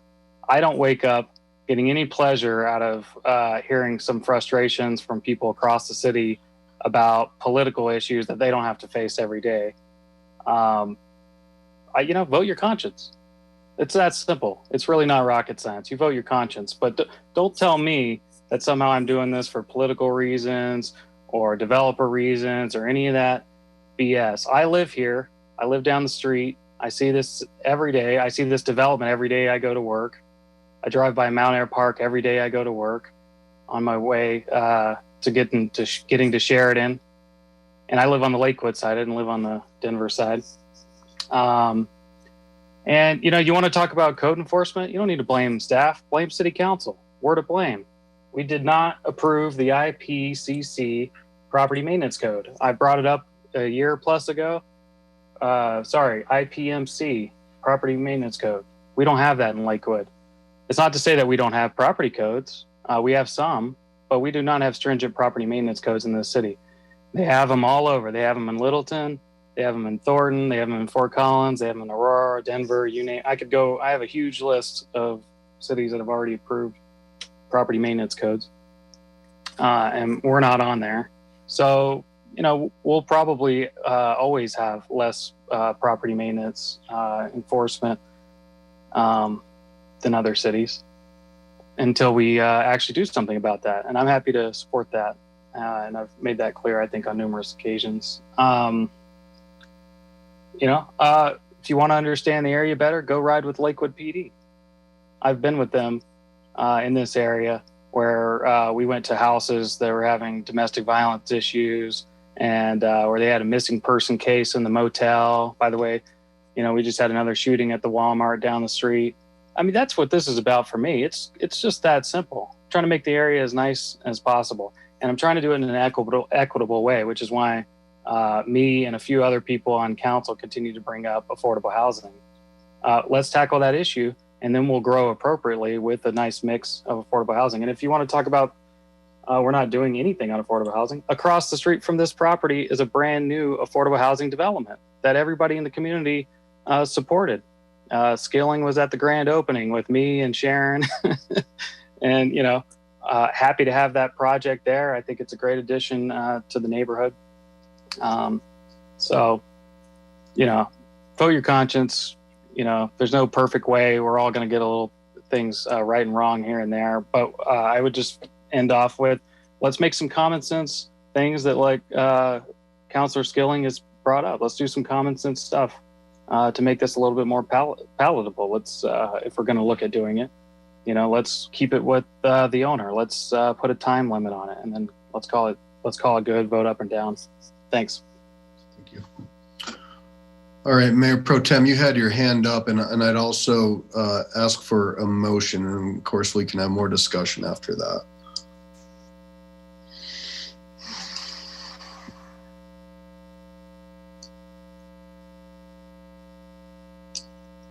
Let me get to the motion here. I move for the adoption of ordinance O-2020-24 on second and final reading. Second. All right, so we have a motion and a second. Mayor Pro Tem, did you have anything else you wanted to talk about? I still have two hands up. I wasn't sure if you were raising your hand for the motion or just for. Well, here's what I would say. I think that the process that we have in place for these, that we instituted on blight processes, we have a system in place where folks can come and have an application and they apply based on the standards that we put in place. So we've done that. If, to Councilor Frank's point, if we need to take a look at that process, then we should do that. Instead of giving some false indication that we are going to look at these on their face for meeting blight standards. I think that it's important that there be some restriction on it as far as the ownership and the timeline. I think that was important the last time. And I appreciate Councilor Vincent's point that you don't want more affordable housing and all of those things all concentrated in one place. But I do think the gentrification issue is something. I think that asking for a blight designation does come with it some responsibility of the owner. And I would like to see, maybe it's not the affordability piece, but maybe sticking to some type of mixed use requirement that goes in if they want the blight. That they do something that honors the presentation that they gave here tonight. And I'm with you. I think under our standards, this meets the definition of blight. But I also know that there's a lot of concern that even if we do that, the problem is there is no guarantees on the back end of what it becomes. So maybe it becomes the thing that even you Ward 2 councilors don't want. So I'm just thinking again that maybe we do something on that, have some requirement that there be a mixed use element to it. I think that would satisfy a lot of what I heard from the fellow councilors. But that's my 2 cents. Okay, Mayor Pro Tem, I'm going to ask you and Councilor Vincent to withdraw the motion. I think we read in the wrong one, according to our clerk. I withdraw my second. So that would be my bad. Which one should I have read in? 2020-39. So 2020-39. So, oh, yep, you're right. Yep. Okay, yep, I was one too many. Okay, I move for the adoption of resolution 2020-39. Second. okay. Motion is second. Councilor Johnson and Councilor Harrison. Thank you. Well, actually, I think this conversation is needed, and I appreciate hearing what all of you have to say. Sharon, when you said that code enforcement didn't respond, that there were 20 people in a home, maybe you can talk more about that at some point. because it's obvious there have been code violations there. Jacob, I absolutely agree with you. This area needs to be revitalized. As I say, I grew up down the street. Chad can already get less than 40 allocations, and this property could easily accommodate that. I guess my concern is that we're always going in the direction of high density, high profile buildings, rather than maybe something that is more architecturally nice, enhances a neighborhood, and actually even begins to lift it up. Just down the street on the south side of Colfax, there are townhomes. And, you know, that's a product, a for sale product that people want, is to buy something. That's kind of where I'm coming from. Does this area need to be fixed up? It absolutely does. And it deserves all the consideration that we can give it. I guess I am concerned that we've got areas with code violation. Sharon, you and I know of another area, and somehow these things are kind of slipping between the cracks. I don't really know what's going on. I am not blaming anybody, Mayor, but I think it's fair to say that there are some places where if we call in a code violation, it would be helpful to know that there is a response. Thank you. Councillor Harrison and Councillor Abel. Thank you, Mayor. I was just going to point out that the resolution should be number 39, not 24. And the other thing that I would say is, you know, people, we can't have it both ways. When we worked on the SGI, one of the issues that we talked about is that we would have blight areas that would be revitalized by rebuilding, and that we were going to help do that.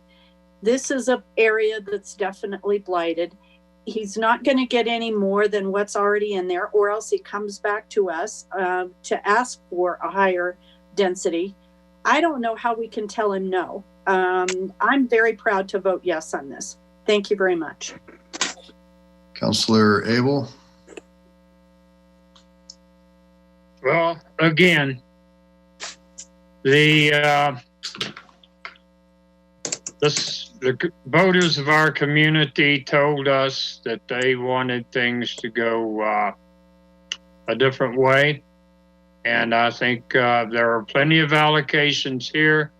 The ability to do this project under 200 is a slam dunk. And I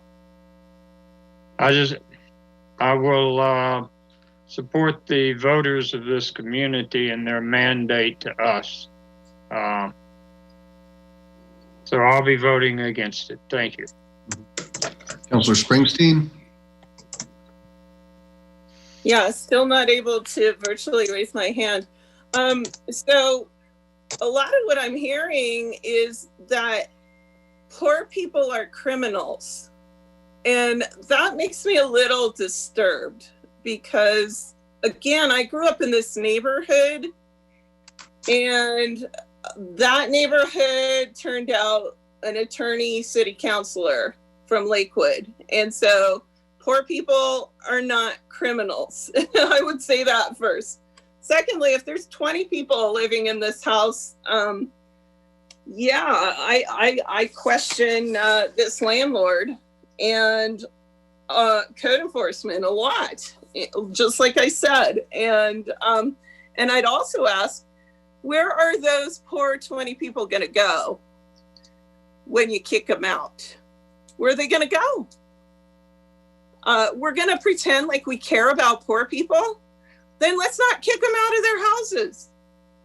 And then finally, I asked some questions that were not answered here. And I'm going to ask again, Elise, how many blight studies have you not found the property is blighted that you have been paid for? And how much were you paid to do this study? And by whom? Thanks. Thank you. And again, I'm gonna say that's irrelevant to the question before City Council. If you wanted to know those things, you certainly could have submitted those And prior Mayor, to tonight. if you have something to say about every city councilor's questions, that would be more equitable. But you pick on me specifically. This is the harassment I'm talking about. I would like to have the answers to those questions, please. Okay. Duly noted. Thank you. Councilor Skilling? Or Mayor Pro Tem, sorry. I think I would like to at least entertain one of the, well, I suppose it would be two of the amendments. I think one amendment that I would like to make is that if the blight designation is approved, that there be the 5-year time limit, and it must be done by this owner. And that would be to Councilor Abel's point. That would be my first amendment. And then I think the second amendment should be that this, to everyone's concerns about what this will become or not become, and worried about, just not more apartments and more affordable housing, that I at least take the temperature and make an amendment for that there be some component of mixed use on this property if it's going to have a blight designation. Those are the two amendments I would like to make, and I can parse those out. So Mayor Pro Tem, why don't you parse out the wording, and I'll go to Councilor LeBaire. Thanks, Mayor. I was just going to say I'm ready to move on with this conversation, and let's do a motion or whatever we need to do to get to an actual vote, because I don't think it's helpful hearing some of the things we've heard at this point. Thanks. Thank you. Well, I can make the formal amendment, the first amendment. So I would offer the following amendment: that the resolution reflect a 5-year time limit in which the blight designation will attach. And that. Second. Hold on. Can you withdraw the second? Let's withdraw the second. I withdraw second. And then one second. Once you're done, don't second, please. So Mr. Smith, I think, has something he's been trying to say. Let me just withdraw the whole thing so we can go to Mr. Smith. Yes, Mayor, I just wanted to point out that the 5 years has already been baked into the resolution. It's in section 2 of the resolution, and it reflects the wording that you used last time already in the resolution for 2020-39. In section 2, current property owner and 5 years. So there's not a need for that amendment in this resolution. So Mr. Smith has granted the amendment. Well, that's okay. So the second amendment would be that upon that the development under this blight designation have a component of mixed use to it. Second. Okay, there's a motion and a second. Any discussion on that? Councilor Gutwein? Thank you. I guess I just want to understand how we're going to define that. Because, for example, when we worked on the mixed use employment, we had certain percentages that we required of commercial, as I recall. And so I just want to understand, I feel like we need to have some specifics on what that would mean. Certainly. So to that point, the current zoning is a mixed use zoning. And so I think it would, and I can refer to Mr. Cox here as to what some of that language would look like. Mr. Mayor, I was going to ask to speak at this point because of a concern I have about the language, or actually the concept of the amendments. I think they're valid concepts. I just don't think that our ordinance has provided for those specific kinds of limitations or restrictions on use in order to get your blight designation. I think the ordinance could have that language in it to say, if you get a blight designation, you commit to do any of the following as mandated by the city council, or the following conditions can be attached to the approval. I have concerns about whether we can say now, after the people have acquired the building and submitted the application, paid the consultant and what have you, to say your project has to include this and this. It may in fact include that. That's still to be determined, but so I think we need to be cautious there. I think a lot of what we've talked about as perceived shortcomings in the ordinance can be addressed in the ordinance, but they can't be addressed necessarily on an application under the ordinance. So I think we're on the same track when you're asking about the zoning. This zoning happens to allow or maybe even require a mixed use, but I'm not sure if we can mandate that. If it turns out that way because that's the zoning that's in place, so be it. But I'm not sure if at this point we can tell them this is what you must do with it whenever they get to it in the next 5 years. Okay. So I have Councillor Frank's hand up and then Councillor Bita's hand. Thanks, Mayor Paul. If I understood what Councillor Skilling's first amendment that he was trying to propose was trying to achieve, and when I contrast that with Section 2 has an or statement in it, and I believe that Councillor Skilling was trying to achieve the 5-year time limit, but it would be going with that same owner, so it wouldn't be an or statement or 5 years from the date of this resolution. So, Mr. Cox, am I reading that incorrectly? But I think that what he was trying to achieve, and Mayor Pro Tem Skilling, correct me if I'm wrong, is that amendment would be for this current owner, that the blight designation would be with them, and then they would have the 5 years for themselves, but it wouldn't be in either case. Those weren't the conditions that I was concerned about. Exactly. No, I understood. That language that is there. It's really the idea that we can mandate what types of uses are on the property, regardless of the zoning, when they didn't know that at the time that they applied for the blight designation. That is right. But thank you for clarifying that.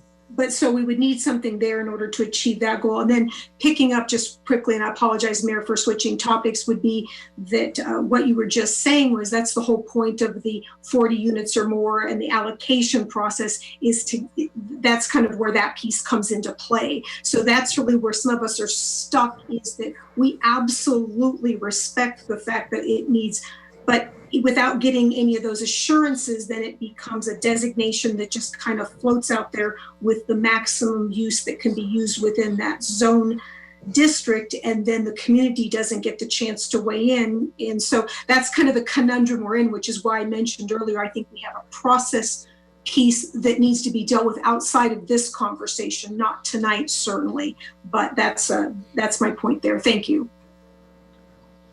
Good point. Councillor Bita. Thank you, Mayor, and thank you to our city attorney, Mr. Cox, for his observation, which I'll just say is another reason, very good reason why this should be denied. That's all. Thank you. All right, Mayor Pro Tem, do you need to then re-clarify your amendment as to the or statement? Yes, I would offer an amendment that would revise that to read that it be the 5-year and same owner. Okay, is there a second? Second. Okay. So we have a motion and a second on that verbiage that would then not be the or statement, but would be both 5-year and the ownership, same ownership. There's a motion and a second. Any discussion? Please cast your votes.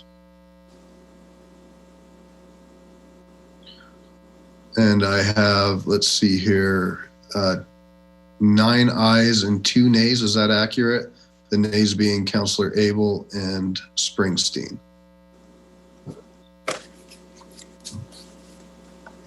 Are we missing Counselor Johnson? No? Oh, you voted. I'm sorry. I couldn't see you. I apologize. My mistake. Okay. So are there any other motions before us? And to the process point, and I think that's where we got a little bit unhinged tonight, is trying to focus on exactly what we are allowed to focus on by the rules that we set forth. And I hate to say it, but maybe this is something that development dialogue needs to take a look at. That's why that committee was created, to continue to look at these different things. So with that, is there any other amendments? Okay, so do we need to have a separate motion as amended, Mr. Cox, or since that was that only amendment? Yeah, we still need to have a motion to approve the resolution as amended. Okay.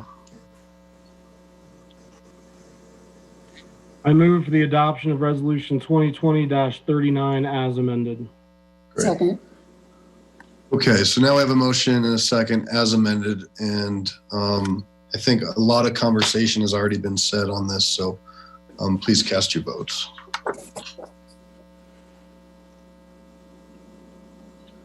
And that passes 1, 2, 3, 4, 5, 6, and 5 nays, the nays being Abel, Franks, Beta, Springsteen, and Johnson. All right.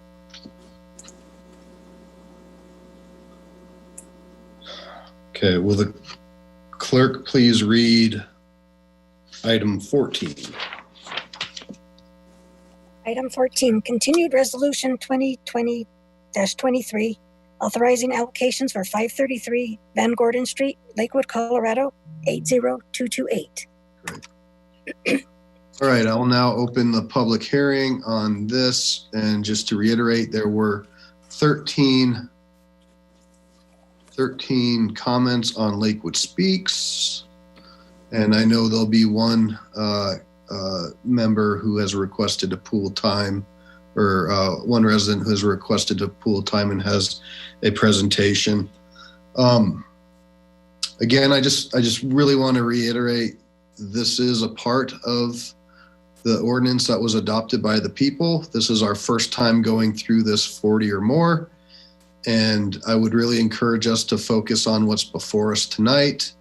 And certainly we know that people felt differently about how this ordinance was or is. But that's what is before us tonight, is our job to look at 40 units or more and really no more than that based upon the criteria. And I'd ask you to join me in getting through this in a professional manner. And I know there's 2 council members whose hand button is not working. That is not my fault. I will certainly try to accommodate every which way I can. Counselor Abel has been keeping me informed that that is not working, and we've been trying to test that as well. So with that, Mr. Rice, do you have any comments? There was a presentation on Lakewood Speaks. Do you have anything to add to this before I open public comment?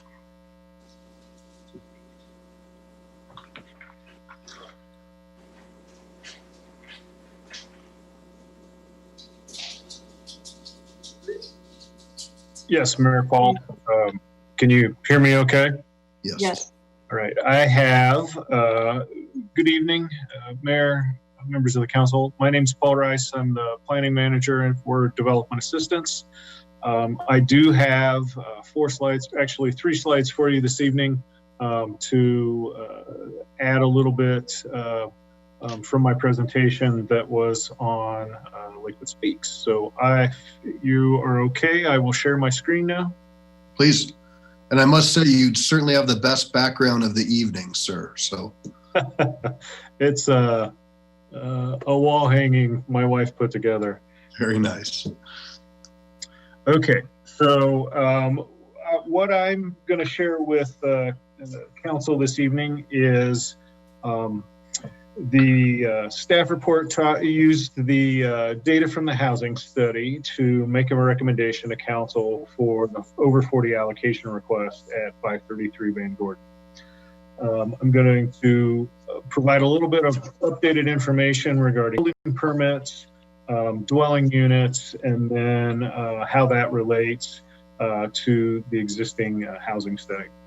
I try not to use my mouse a lot here, just because it makes people dizzy. So the first column on the left-hand side of the screen, you'll see permit type. We don't have that. I'm not seeing it. Is there anybody else seeing the shared screen? Did it not share? No, sir. Okay. Can you see my screen now? Yes, sir. Okay. I apologize for that. It's okay. Let's enlarge this. There you go. Okay. So in this particular slide, on the left-hand side, under the column permit type, the current Lakewood software kind of breaks out building permits, which is the larger class, into 5 types. They're building, electrical, plumbing, mechanical, roofing, and siding. So I've provided data from 2014 through 2019 of the various permits that have been issued in that time frame. For instance, when we look at building permits, not only do we look at building permits for a new single-family home, those would include commercial tenant finishes, if that was in there. They could include residential additions, new garage. So that first number in the year 2014, 2,166 is kind of a lump sum of permits issued for that year. We go through and we look through the electrical, plumbing, and so forth. We had roughly 11,000 permits total issued in 2014. If you look at the chart with 2 exceptions, 2017 and 2018, you'll see we have roughly 11 to 12,000 building permits issued in the past 6 years. In 2017, if you look at the permitting total at the bottom, you'll see it's roughly 24,000 permits. There was a hailstorm that year in 2017.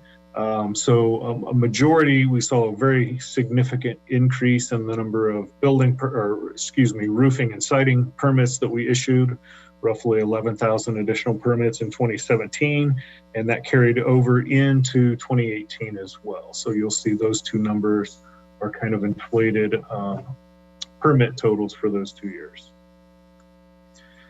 In my next slide, so I've taken the building permits, as I had indicated, it's kind of a sum of anything you can do with a building, and broken it out further into single-family units and multifamily units. Single-family units include single-family detached homes, attached homes, duplexes, and townhomes. They also include accessory dwelling units and group homes. So as you see in the numbers in the chart, again, on the left-hand side, 2010, we had 122 single-family permits issued. In 2010, we also had 83 multifamily. And multifamily excludes townhomes, but it's any building that has 3 or more units in it. So that was in 2010. So total for 2010, we had 205 residential permits issued in 2010. If you look going from the left to the right, from 2010 to, I have to move you because I'm missing a column on my screen here, to 2019, it's kind of summarizes building permits broken out into those that were single family and those that were multifamily. You can see in roughly 2014, the number of multifamily units kind of increases from 6 to roughly 1,100 units in the next kind of 6-year cycle there. As 2019, we had 224 single-family units and 746 multifamily units, for a total residential permits issued in 2019 970. So that's kind of, you're taking the building permit data. The permit group actually took that data and distilled it a little more, breaking out those that were actual single family units and those that were multifamily units. So how does that bit of information relate to the housing study? One of the premise of the housing study, it kind of looked at the number of new residential units being built in Lakewood and the job growth in Lakewood. And the result of that 2017 housing study, it estimated that we need roughly 15,000 new residential units in the city of Lakewood. It also highlighted that we had a new residential units versus job growth, kind of a ratio of 3% to 3%, or no, 3 new jobs were generated for every new residential unit that was built. The metro area statistical average is, that number is closer to a 1-to-1 ratio, and it shows Lakewood was short in the residential growth needed to accommodate the job growth. So I was able to work with David Schwartz of Economic Planning Systems, who wrote the original housing study, and he took essentially where he left off in 2015. So if you look at this particular chart, on the left-hand column, the base data of 2001, all of that information from 2001 to 2014 is contained in the housing study that is part of your packet. So I asked Mr. Schwartz to update from 2015 through 2019. So if you look at the left-hand column, the first column is titled Population. He's just continued with population growth in Lakewood from 2015 to 2019. The next column, he has included households that year. So you can see that there were 7,326 new households. New residential buildings in that time frame, they're broken out by year. Total, we essentially had 9,500 new households between 2015 and 2019. Mr. Schwartz adjusted that data. The difference between new residential builds and housing builds is the new residential builds does not accommodate demolition permits. So if you look at the fifth column there, housing units, that actually is adjusted to accommodate demolition permits. So there were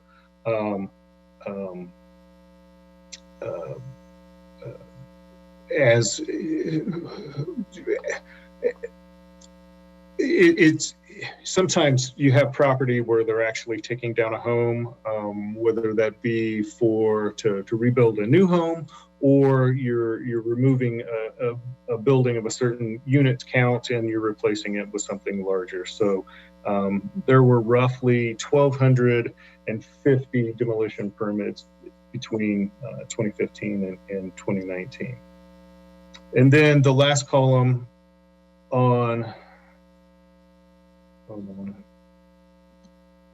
the last column on this particular graphic shows job growth between kind of continuing from 2015 through 2019.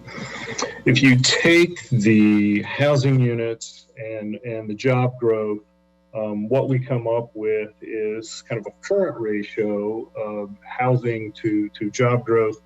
We're generating about 2.5 jobs for every new residential building or residential unit that we're getting in Lakewood. And the data that Mr. Schwartz has used comes from it's the same data that he's used in the housing study. It comes from the Department of Labor Employment, their quarterly reports, as well as Census Bureau data. So that is kind of the information that I have for an update, kind of bring the housing study up to 2019. Also, I wanted to let council and the mayor know that Consolidated Investment Group is attending as well, and they'll be here to answer questions. Their team includes Brian Belatovich, Heidi Brindamill, and Brian Tying, if you have questions for them. One other thing I'd like to note in my presentation and the staff report, I quoted or cited 193 residential allocations are still available for 2020. That number has changed by one, so we have 192 available. We had a allocation come in late September, so that was not reflected in the report or the presentation that I provided. And that, I'll conclude my presentation and stop sharing, and staff is available for questions. Right.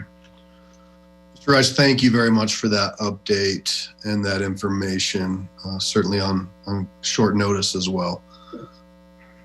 All right, so I will now open the public comment portion. Again, 1-346-248-7799, webinar ID 970-1438-8157, *9 to speak, and *6 to unmute. If you are pooling, we're going to have those 3 people that are ceding their time to weigh in and be here virtually, just like we would do at City Council. So with that, Ms. Salazar. First caller ending at 1848. Good evening, caller 1848. If you please give us your name and address or ward, we'll get you started. Good evening. Can you hear me? Yes. Okay. My name is Matt. I work at a nonprofit in Ward 1. I just wanted to share that I was watching this City Council online, and I did have a public comment that I did want to add on to the last matter. And when I tried to get my phone to make that comment, you closed the comment before I had the opportunity to actually dial in the phone number and the webinar ID. And I did try to email the City Council, and I went to the YouTube channel, and there wasn't a way to make public comment, just to let somebody know that I didn't feel that I had enough time from when the announcement was made, watching it online, to try to transition to a phone to call in. But I do thank you all for your time on the City Council and for the passion you have for the city. But I just wanted to share that perhaps it would be beneficial, and I would encourage allowing a little bit more time for folks who are watching online to dial in so that they can share what's on their minds. But that's all I wanted to share. Thank you. Great. Thank you very much. All right, Ms. Salazar. Call ending in 6117. All right, caller 6117. Hello, can you hear me? Yes. Hi, my name is Catherine Costanza, and I live in Ward 1. I actually live basically right next door to 533 Van Gordon Street. I live right off of Van Gordon Street. And I have, I think, 4 specific comments related to the allocation. And in response to the 13 comments that have been posted online, unlike apparently all the commenters, I actually do think that there is a need for affordable housing in Ward 1, and I support and welcome it generally. As to comments about views and traffic, I live in this area, and I can attest to the fact that putting a larger building there isn't going to affect anyone's views, except maybe the businesses that are next door. But it's certainly not going to affect anyone's residential views or access to views of the foothills. One thing that I would ask the council to consider is there is limited parking in the area already. And that would, I could see that causing some some issues in the area. And so that might be something to consider in the number of allocations, as whether there may need to be slightly fewer allocations to accommodate parking. And finally, and to Councillor Gutlein's comment earlier, I would request that, if at all possible, that it be considered that the allocations here be for inclusionary zoning and for mixed use zoning at a minimum. Frankly, a lot of developments in Ward 1 and the areas around here have been for luxury apartments, which to my mind does not actually solve the affordable housing issue and increases the gentrification of the area and makes it harder for people of all socioeconomic backgrounds to come and live in Lakewood. And I think it's a great place and people should live here. So those are my comments. Thank you. Great. Thank you. All right, Ms. Salazar. No one else has their hand raised. Okay. Well, I will give it a couple minutes here.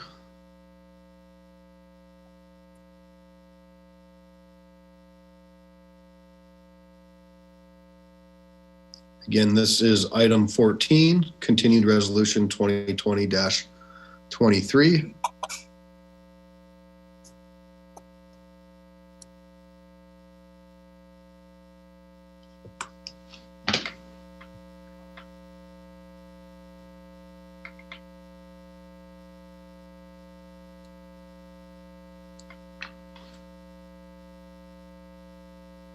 Okay, last call here. Resolution 2020-23. And again, we did have substantial feedback on Lakewood Speaks.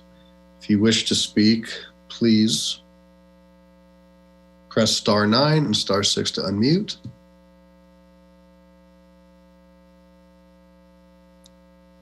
Okay. Looks like we have caller, is it 1266, Ms. Salazar? Yes, it is. Okay, caller 1266, you are up. Please give us your name and ward. We'll get you started. Hi, this is Janet Draper. I'm calling from Ward 4. I'm one of the pooled people speaking with David Weichman, and I don't know if he's in line there to speak. No, he is not. And for the record, I do believe we did receive your comment as well via Lakewood Speaks, so thank you. Thank you. Okay. Well, I'm going to close public comment on this, and we'll go into council questions, and I'm going to start Ward 1, of course. This is Ward 1, so I'll start with Councilors Abel and Johnson.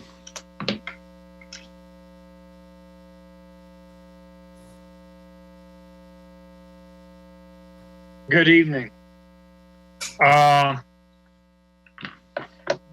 In order for these allocations to be approved under the terms of 200, there needs to be an unmet need here. Certainly agree with the caller that there's an unmet need for affordable housing in this area. There is not a need for more market rate housing. We have something in the neighborhood of 4,000 units between within walking distance of the closest rail station. I also have some concern about the job numbers that were presented.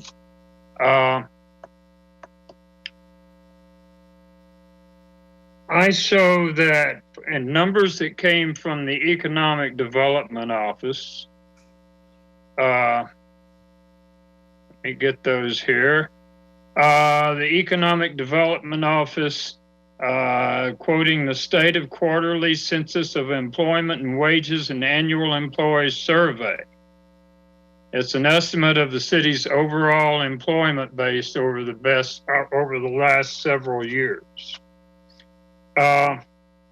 What it shows is that in 2015, there were 74,610 jobs in Lakewood.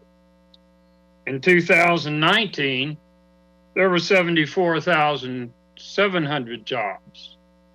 That's a job growth of 90 over the last 4 years.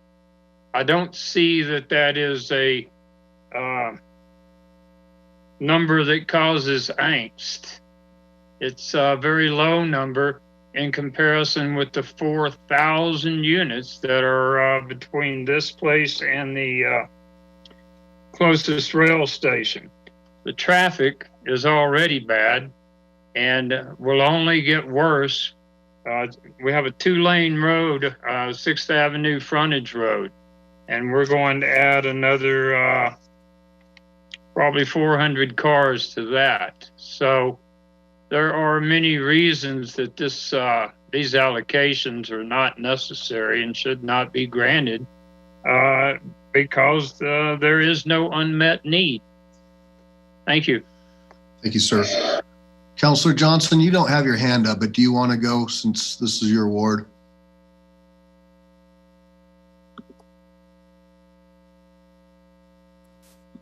If you could unmute yourself. There you go. Thank you.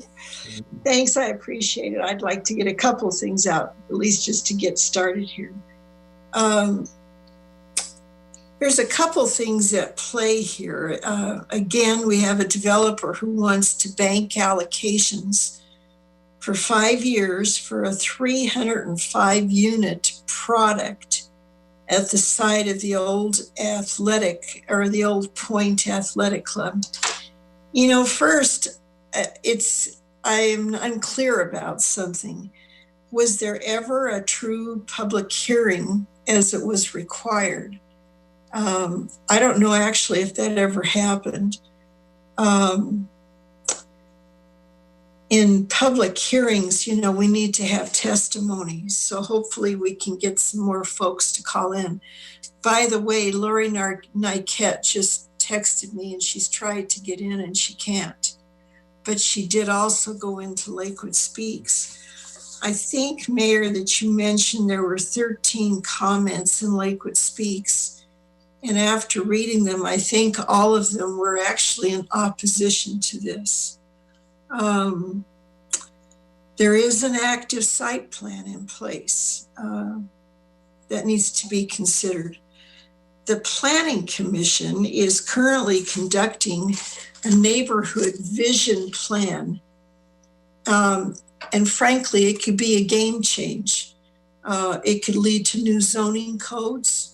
Hopefully it'll reflect what the people's vision is in that area, whom we actually serve. You know, there's some real serious issues to consider with this. The amount of water needed for the size of this building. We all know water is an issue. Sewer impacts, infrastructure type stuff. There's been minimal infrastructure upgrades in this area already. You know, in all honesty, there's likely not going to be the money available to implement the recommendations of the traffic study on Union. Even though this apartment would be close to the light rail, people are not giving up their cars. It's just plain and simple. We all want our freedom that a car gives us, and they're not going to just start to ride the light rail because it's close by. There will be impacts with the traffic around there. A few years ago, I was told that traffic studies were not done until after the developer got the permit. So I'm not sure how that works. It seems like that's kind of backwards to me. I'd like to have a little better understanding of that. You know, there's been quite a bit of residential that's been put in that Union corridor. By doing that, we're actually taking away some really good commercial land, which actually brings jobs. And unfortunately, Beacon has become kind of the role model for a lot of frustration in that area. Mixed use didn't happen, even though it was zoned that way. And, you know, you can't ignore the quality of life for the folks that live close to the Union Corridor, particularly to the west, and of course, even to the south, because this is going to really impact Union. It's kind of interesting regarding the housing study. I remember when council first heard this, frankly, it was a very nicely done document. Please remember, you know, that in some ways it's a marketing tool. And it was very good, to be honest with you, at showing amenities for different age cohorts, what different people are looking at when they're going to buy something or what they want when they live there.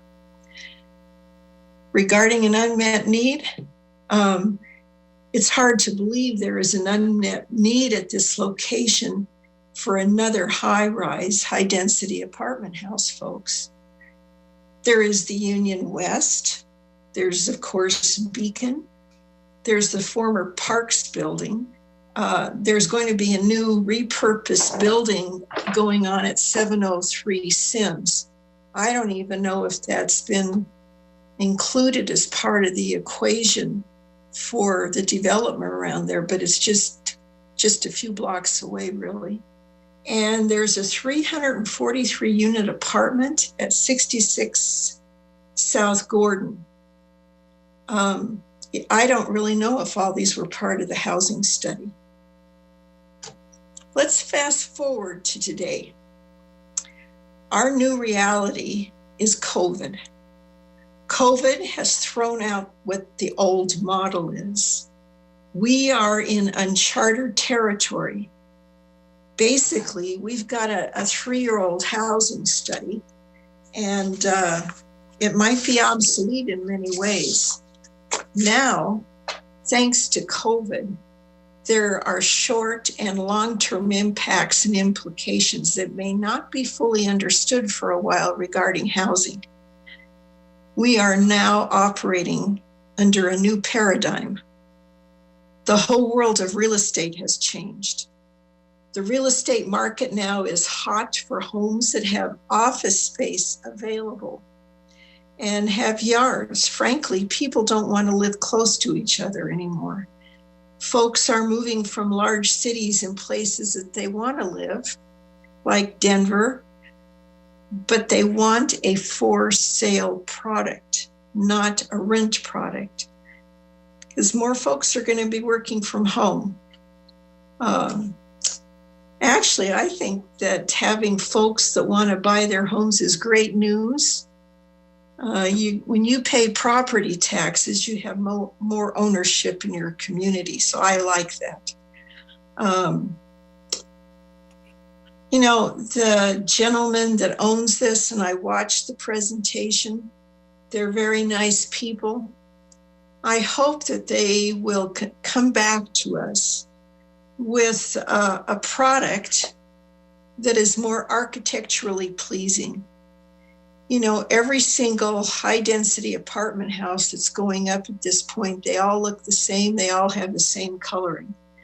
And maybe come back with some townhomes, something that will be more amenable for what the market is demanding right now. Thank you. Sir, Councilor Bita, then Mayor Pro Tem. Thank you, Mayor. I have to tell you, we have got people that are trying to get on, want to make public comment. I know in particular, former Councilor Wickman has been trying to get on. He's got his time pooled and a PowerPoint presentation. Well, I don't know what's going on. We've had a lot of problems throughout the evening, I know technologically speaking, but I want to make sure that he and everyone else who is trying to get in to make public comment on this project get a chance to be heard. So, and just for the record, I just tested that and I got into the meeting, so I'm not sure where the issue lies. Mayor Pro Tem Skilling.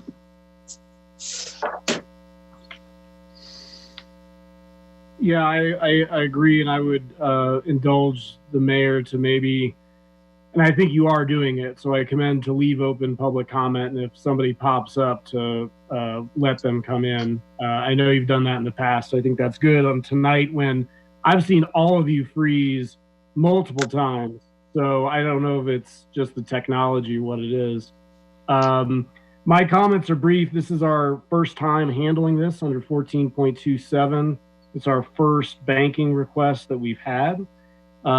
We've had comments come into us via email and perhaps on Lakewood Speaks that has portrayed this agenda item as somehow being born from council. And I just want to make clear that this under 14.27, under the SGI, this is an application that is made by the landowner. They are entitled to make an application for bankings. So let's be very clear, this was not this council making a request to have this banking. So just if we have future banking requests, this is treated as any other landowner making a request under SGI. And I know it's the first one, but I just want to be clear. And lastly, this is the provision in question on 1427 point, I think it's 070, has a very specific requirement and criteria, and it's simply that there's an unmet community need.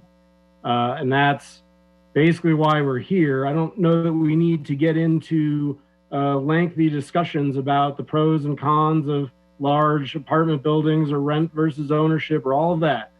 We're specifically here to find whether there's been unmet community need. And I will say, from looking at the record before me, the presentations, anything that's been submitted in the packet, I do not find that there is an unmet community need for this property. And I'm going to keep it specifically to that point because that is what we're here to determine. Thank you. Thank you, sir. Councilor Springsteen. So I just tried to send a chat to Ms. Salazar and Mr. Goldstein because, as I understand it, you two promised that you were going to present a PowerPoint for a community member on this issue who is also has pooled time and is trying to get in. And so I'm going to say right now that we need to get public comment on this issue. And so technological problems are not going to cut it. Every single time somebody we don't want to speak can't get in. So how are we going to accommodate this person? Where's the PowerPoint is what I want to know. So conspiracy theories aren't going to cut it either. We certainly have had community feedback via Lakewood. Mayor. No. That is not acceptable. This is not a conspiracy theory. I have emails and texts and other I understand, Counselor. The same. You are out of line and being inappropriate. Oh my gosh. You are inappropriate every single week. Counselor, I just called in and tested it and it went through. I am certainly willing to wait to ensure, to what Mayor Pro Tem Skilling said, that people can come in and comment. Will you allow Salazar and Mr. Goldstein to respond about the PowerPoint that they said they would put on? That I will respond, because that PowerPoint will be put on when we have the appropriate person who asked to speak about it. Those are our rules. Okay, but if you don't let that person in, that person cannot speak. But that's what I'm trying to say, Counselor. Nobody's not letting anybody in. You're implying that people are doing this on purpose. Nobody's doing this on purpose. We're trying to work through the platform. I believe Mr. Wickman has called in. He has not raised his hand, but the number he provided in advance did just pop up on the screen. So I believe he's called in. I don't see 3 people pooling time with him on screen. He has like 10 people pooling. All right, here. Counselor, please. So Miss Draper called in. She was one who was called in to pool. So I will give deference to this situation, but it's not a kangaroo court. I'm not going to do this every week where we keep public comments out every week. I'm not going to do it. Okay, well, we're not, and your accusations are not fair, and they're not appropriate. I give great deference to a lot of different things. I'm trying to manage a meeting with some sort of decorum. I am trying to stand up for the citizens and the open records requirements of this city. Well, I appreciate that, and just remember, we are all here to represent our community. I wish that were true. Again, madam, you are out of line. Yeah, and so are you. Okay, so Ms. Salazar, which phone number do you have for Counselor Wickman? Or I'm sorry, former Counselor Dave Wickman. It's the 0866, and he does not have his hand raised. Okay. And I don't see any of his. *9, please press *9 and then *6 to unmute.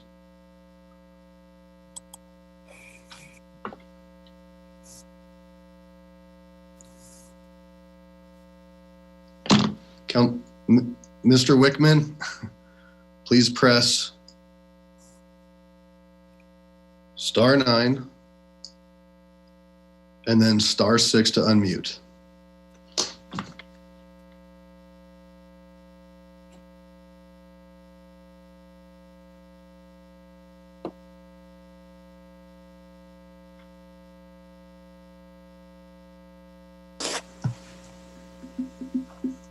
Mr. Mayor, while we're waiting for Mr. Wickman to come over, staff will need direction on what you want to do with that PowerPoint. If staff's understanding that it probably won't be concluding in under 3 minutes.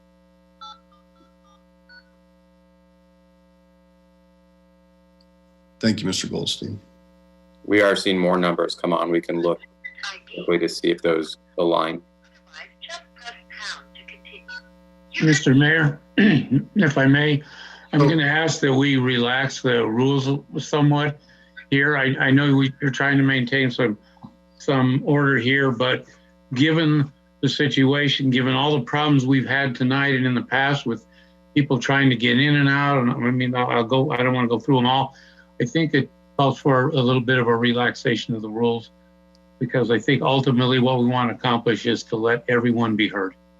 So I'd ask you to consider that. Absolutely. And I already said I would grant that, but I need somebody to speak up who's being called on.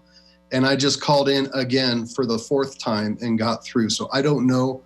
And I'm not saying somebody's doing something wrong, but absolutely, I need them to speak up though. It looks like he has his hand raised. If it's the number that was represented, there's a hand raised for 0866. All right.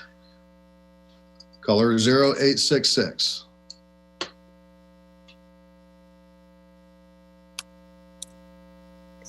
The floor is yours. Hello? Hello? Is this thing on? Yes, sir. Okay, finally. Sorry, I've been calling in for the last 15 minutes. This is Dave Wickman, by the way. I submitted a PowerPoint earlier this morning because I'm not eloquent enough to speak, and I had a bunch of slides. You need to hear the slides. So if you can show the slides and hear the narrative, that would be my testimony. Now, as far as everybody else jumping in, I've got like 10 people that are pooling with me. So we made these arrangements this morning with Mr. Goldstein and Ms. Salazar.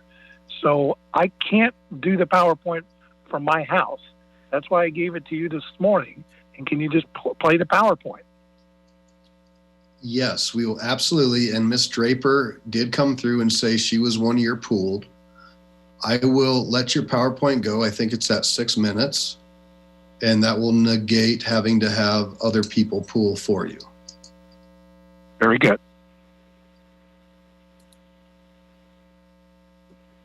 Can I hang up now? Yes. Okay.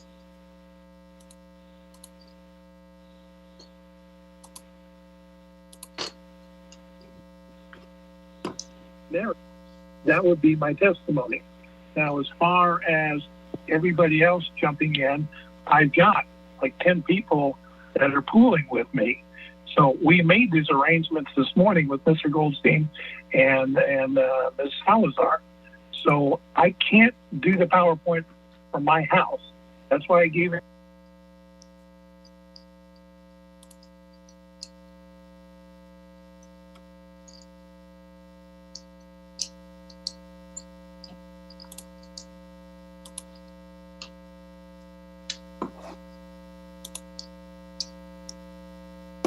Council, can you all see the PowerPoint?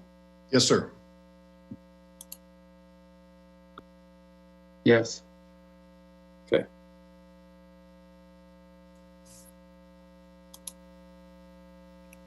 Should City Council Can you hear this? finding tonight, I would grant 533. Yes. Not very well. Could you turn it up? Yeah, turn it up just a little bit. Limit as set forth in section 14.27. We will argue it should not. Please turn it up louder. It's at max volume.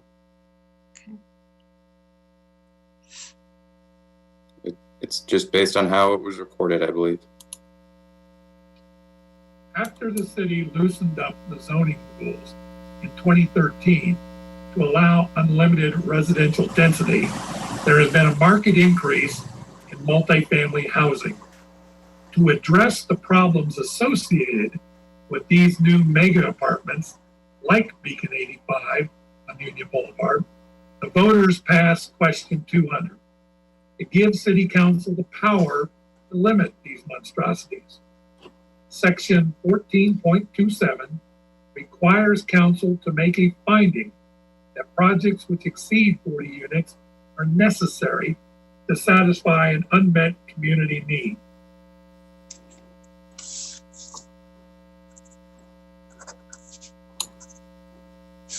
The case before you tonight, 533 Van Gordon Street, is actually worse than Beacon 85.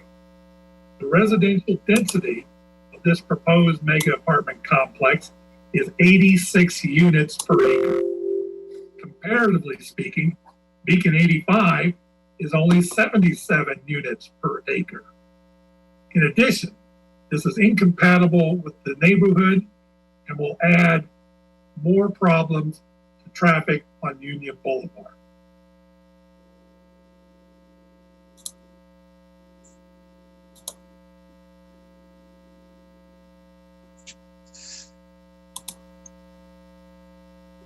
The staff report claims we need more of these mega apartment projects over 50 units.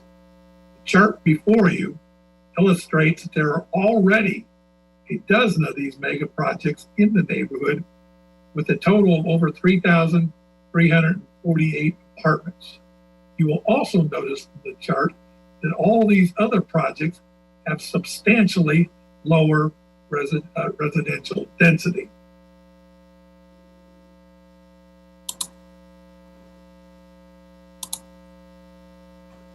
To justify the claim that there is an unmet community need, staff has cited a report called the City of Lakewood's Housing Study. Although this report was delivered to City Council in 2017, the latest data in the report is purported to be only from 2015, years ago. In addition, the nature of reporting generally means that data takes a couple years to actually show up in the reporting. As a result of these factors, the study cited is several years old. In light of the tremendous developments that have occurred since the 2013 zoning changes, The figures are badly out of date and therefore are invalid for making an appropriate finding of a community need.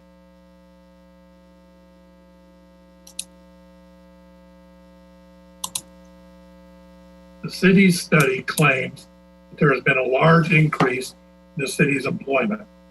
The report makes reference to the 15-year period between 2001 and 2016, when St. Anthony's Hospital was coming online. However, since 2015, Lakewood's employment growth has been relatively stable, growing from 74,610 in 2014 to only 74,700 in 2019. This represents a growth of a little over 100 jobs over a 5-year period. This is less than a 1% growth that's been established by question 200 for housing.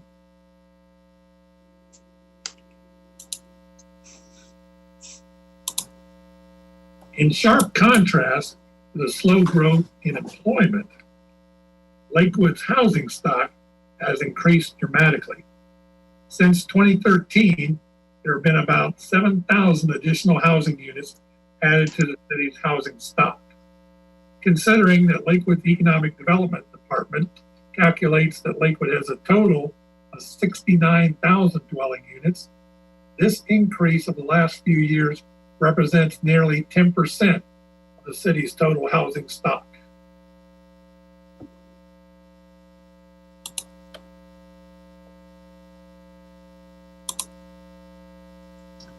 The outdated studies claim that employment has been growing faster than housing has been demonstrated to be false.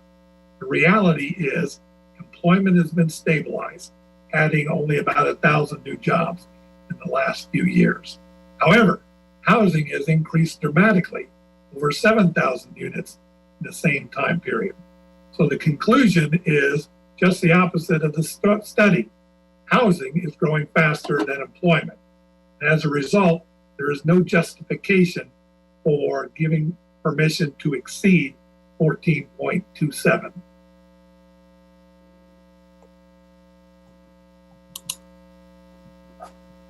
Mr. Mayor, I don't believe there's any audio for these slides, so I'll just leave them up for a little bit and then click to the next slide.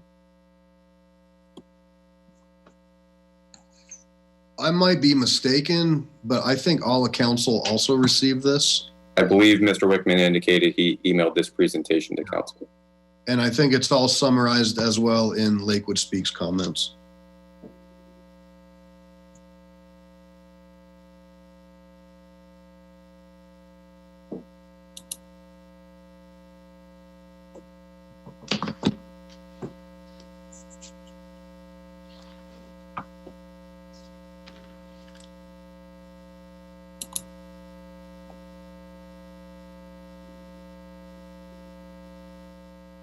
Okay, so is there anybody else who would like to speak to this? Please press *9 and then *6.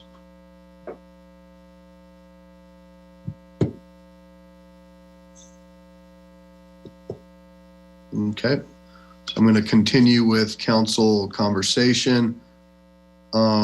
I don't have any other hands up. I do know that the applicant was available for any questions and just want to know if they want to address any of what has been said or public comment. And in the meantime, Ms. Gutwein, your hand is up. Thank you. I have a question, I believe for Mr. Cox. I'm in section 14.27.040 of the residential growth cap, which was cited in the presentation. There's a section that I just want to make sure I'm understanding. It's so general provisions, B, maximum allocations. This is what we've been discussing. It says 1, there's an unmet need community need for such development, or 2, insufficient applications have been submitted to exhaust the allocations available. Such allocations are available for distribution in the current year. What I'm trying to understand is we have allocations available. Does this mean that one potential criteria is that there's allocations available? So I guess, could you just explain that section to me? What? Certainly, I'll do my best, but I'd like to back it up and read the introductory language from that section, because it also speaks to the decision to be made by the council. And I think it's important to get all of the criteria into place. So starting with B, maximum allocations, the city shall not grant more than 40 allocations to a development in a calendar year, except upon a finding after hearings with notice requirements and so on, that such accumulation of allocations will not prejudice the allocation process. That's the first thing council is supposed to find, is whether or not allowing these allocations would prejudice the allocation process, and that there's an unmet community need for such development, or that insufficient applications have been submitted to exhaust the allocations available, and such allocations are available for distribution in the current calendar year. I generally refer to Mr. Rice or Mr. Parker when it comes to the allocation calculations and what these mean, because these gentlemen and Mr. Hutchison spent an awful lot of hours going through all the different scenarios. So what I'm telling you as a starting point is there are the 3 separate findings. A finding of prejudice to the allocation system, that there would not be a prejudice to the allocation system if you granted more than the 40 units, and that there's an unmet community need for the development, and then the insufficient applications language that you referenced. Mr. Rice, you heard Councilor Gutwein as she posed the question. How would you explain what that last paragraph following the or means for our purposes here? Insufficient applications. So the way staff is looking at this is if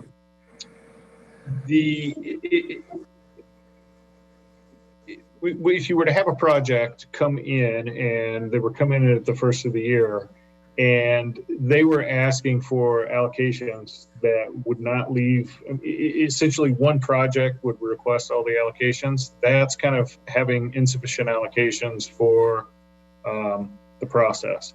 And so what as we've put this together, the applicant has proposed to limit the number of allocations that they would request in a calendar year to 78. And then they've proposed banking their allocation request over a period of 5 years, which would get them to their 309 in a period of 4 years. And then if for some reason they weren't able to get their full allocation request, they'd have a 5th year to pick those up. So that was one of the things that the applicant was looking at, is they're not asking for all their allocations in one calendar year. They're looking to work within the process, request a number that would allow them to move their project forward and still allow a sufficient number for other projects in Lakewood. Is that, Mr. Cox, is that getting to what you were looking for in Councilor Gutwein? Yes, I'm hoping to lay out the criteria so that everybody understands, if they don't already, what needs to be found. And basically, we start with the presumption that you can't have more than 40 units in a year unless you can prove there's no prejudice to the allocation process. And how prejudice is shown or not shown is not explained. It's a finding the council needs to make. And then in addition, if you want to get that number in a calendar year, you have to show that there's an unmet community need, or you have to show that the language of part 2 has been met there. And it sounds like your interpretation is that that provision has been satisfied. or is that based on the banking requirement of the banking request that would not leave insufficient allocations for the calendar year?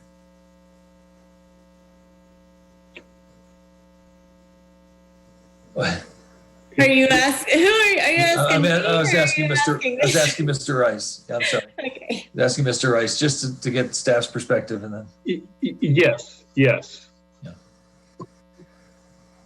Okay.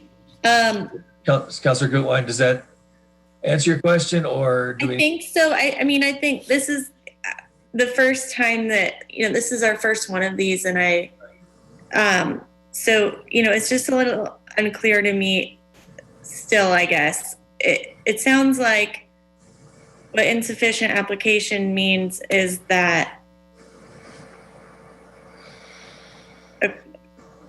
they wouldn't be taking up all of the applications clear out the whole process. I thought, but that doesn't. Could you try to clarify that one more time? Because I'm sorry. I find reading this section that the use of the word insufficient is kind of insufficient here. It's not very satisfying because it sounds like there's supposed to be all the allocations used up, and if they're not, there's a problem. There's an insufficiency. I think what it's really saying is that the number of applications that have been submitted do not exhaust the allocations available, and there are allocations available for distribution in the current calendar year. So if you're showing that the applications don't total the entire amount of allocations available, so there are allocations available in that calendar year, then that is one way, in addition to showing that the allocation process won't be prejudiced. You have to show that, and you have to show either that there's an unmet need or the insufficient language there in part two. That's how Okay, so in what you're saying, if there's allocations available in this, then we can, or I guess if we find that there are allocations available, then we can distribute them or should distribute them. provided you don't also find that doing so would prejudice the allocation system, because that's the threshold question. Okay. So then now I have a question about that. So what does that mean? If we prejudice, what does that mean to prejudice the allocation process? So, and let me ask to bring in Ms. Hodson. I see Mr. Parker in the queue. Is that acceptable? Yeah, I think so. I think that would be helpful to have our planning director in this Good. conversation. And he's waiting in the other room, or whatever that other place is called. Here he comes.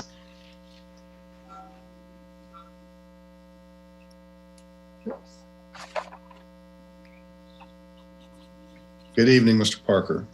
Evening. Again. Can you hear me? Yes, sir. All right. So I think I'm following along. What's the most recent question?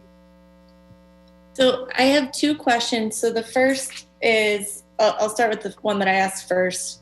What does 14.27.040 B2 mean? It says insufficient applications have been submitted to exhaust allocations available, and such allocations are available.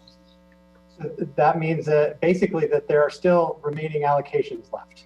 So that means it says if we haven't received enough requests for the number of allocations that we have, and that the ones that are left are able to be distributed, then it meets that test.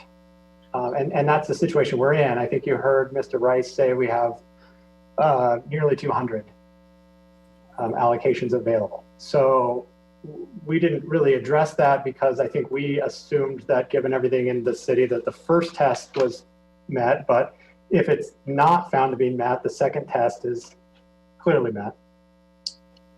Okay. And then I don't understand what it means to prejudice the allocation process. I don't know that has been defined yet. Okay. All right. I'm trying to follow the rules here, and I don't really understand what that means, will not prejudice the allocation process. So I guess maybe that's another thing development dialogue should tackle at some point, colleagues. So those were my main questions, unless Tim, in my babbling, you've thought of an answer. The answer, as I presented to you, is we have a standard by which you're supposed to measure these applications. That standard is, if we grant this relief from the limit, will it prejudice the system? And there is no explanation of what that means to prejudice the allocation system. So that means the city council has pretty wide discretion to say, I find that the system will be prejudiced by this application because fill in the blank. And if it's a reasonable statement, it may be sufficient because there's nothing else to measure it against except our idea of what prejudice means under the circumstances. So it may need to be tightened up in the future, but for now, that's pretty broad language to apply. Okay. Thank you. So the way that I am reading this, unmet community need, or there's allocations available, which there are. So, I definitely find number 2 to be sufficient based on our conversation. Regarding number 1, I think this is something that we could all talk about until we're blue in the face, and we have done so. But I'll just state my opinion for the record here. We have the housing study, but we also have additional data points since then. I'm going to just give one example about what it's like to try to buy a home right now in Lakewood. I just did a Zillow search. There are 88 total results in the city of Lakewood that cost under $350,000. If you are my age or younger, it is unbelievably difficult and competitive to try to buy a home in this city. I don't think that most people would even consider $350,000 affordable. I would wager a bet that most of us didn't have to pay that much. I paid $210,000 in 2010. I had a conversation with Steve Burkholder today. He bought his first home in my neighborhood in 1969 for $18,500. It is so difficult to try to build wealth and try to put down roots in our community. And you start doing that by living in an apartment. That's what I did. I bet a lot of you did too. Another data point, we're talking about the Colorado Pulse poll that we were just sent out. It's a study put out with thousands of respondents. It's randomized. 91% think that the cost of housing is a problem that needs to be addressed. 74% are afraid of losing their housing right now. So, this is to say that we have adequate housing in this city. I don't even know how you can possibly say that with a straight face. Like, it is so difficult. It's in the news every day.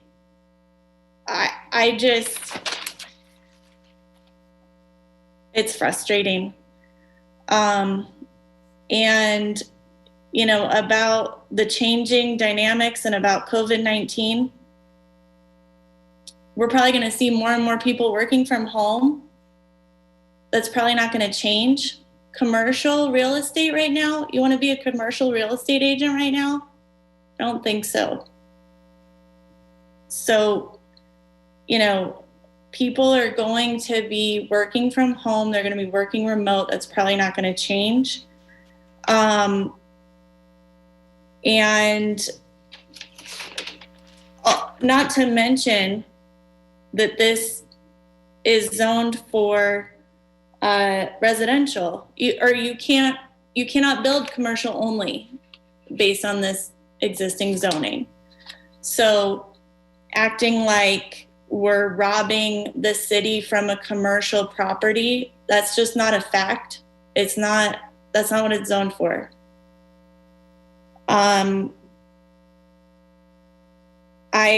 Part of me would like to just say, vote no, because man, that would make me a lot more popular. This is going to fail anyway. But I think that, that's not I just don't think that's the right thing to do in the current time. So I'm just I think that there is an unmet community need. We do not have adequate housing. We have applications available, and we have 200 applications available. We're not going to fill them. So we're going to be under the 1% growth. So we'll be meeting the need. Oh, and just the last thing that I found out today when I was asking questions about this. Could you explain how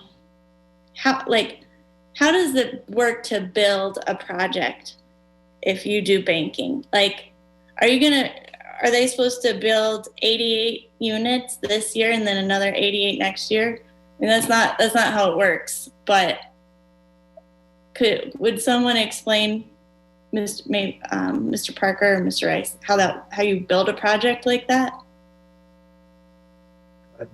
We certainly, Mr. Parker, you can address that.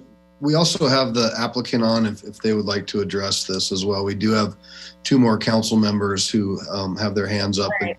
So I'll just let it go, but I mean, this is a significant barrier to building housing in our community. So why don't I go to the 2 counselors, and then I can go to the applicant, and then if there's more questions or comments, we can circle back through. If not, we'll need to get a motion on the floor and get through this, please. So Councilor Abel and then Councilor Bita. Thank you. When you read the paragraph in its entirety, it says that such allocations are available for distribution. Such means the entire number. Banking is not permitted in this situation. The entire number of allocations needed to build the project is what such allocations refers to. That's fairly clear. Some folks seem to be grasping at straws to find a reason to ignore the exact wording here. Also, we're not talking about houses for sale. We're talking about more market rate apartments. And it is fairly clear. In fact, the housing study, even 4 years ago, said that the housing type least in demand and most in abundance in Lakewood is multifamily. That the housing type most in demand and in least supply is single family housing for sale. This is not about for sale. Such allocations refer to the entire project, the allocations needed for the entire project. So we can dance on the head of the pin all we want, but 200 says what it says. There is not an unmet need here, and there are not enough allocations to build the whole project available this year, as called for in the section and paragraph you're reading. Thank you. Thank you. Councilor Bita? Thank you, Mayor. I agree with Council Member Abel, and I want to add a couple of points here. First of all, The threshold that has to be met is whether there is a prejudice to the allocation system. That's the first threshold. And we're being asked to find that there's no prejudice to the allocation system 5 years into the future. How can we possibly do that when we have no data, no information, no nothing on what the housing situation is going to be, what the allocations are going to be, or be requested, what the demands are going to be in the next 5 years? We don't have that data, and I don't know how you get it, except by speculation. So right there, the first threshold of the 3 requirements has not been met. And so right there, I think we have to look at it and say no. Secondly, when we're talking, I want to address Councilor Gutwein's point about housing, single-family housing, and the cost. The fact of the matter is the average price of a house in Denver is $650,000. We're talking about a substantially less cost of a single-family home in Lakewood. The data that she just cited proves that. We're talking $350,000, almost half of what they cost in Denver. And I would point out that the interest rates today are at the historical low, as low as they've ever been in history. So when you're talking about buying a single-family home, your dollars buy a lot more house because of the low interest rate that you're paying. So to say that they're completely unaffordable, single-family homes are unaffordable in Lakewood is really a bit of a stretch. Now, I admit $350,000 is expensive, but you know what? If you have two earner family, it's not out of reach. You see it all the time. And it's not much different than when I was first starting out. It took two incomes to support to be able to afford even the basic home. So you've got to put these things in perspective a little bit. And I think when you do that, the housing is not as outrageous as it can be sometimes made out to be. The last thing I want to say is that one of the criteria is whether or not the needs of the community are not being met. And we have data that is indicating that there have been many, many of these apartments that have been built in this area in the last few years, much more than the increase in population or in the increase in jobs.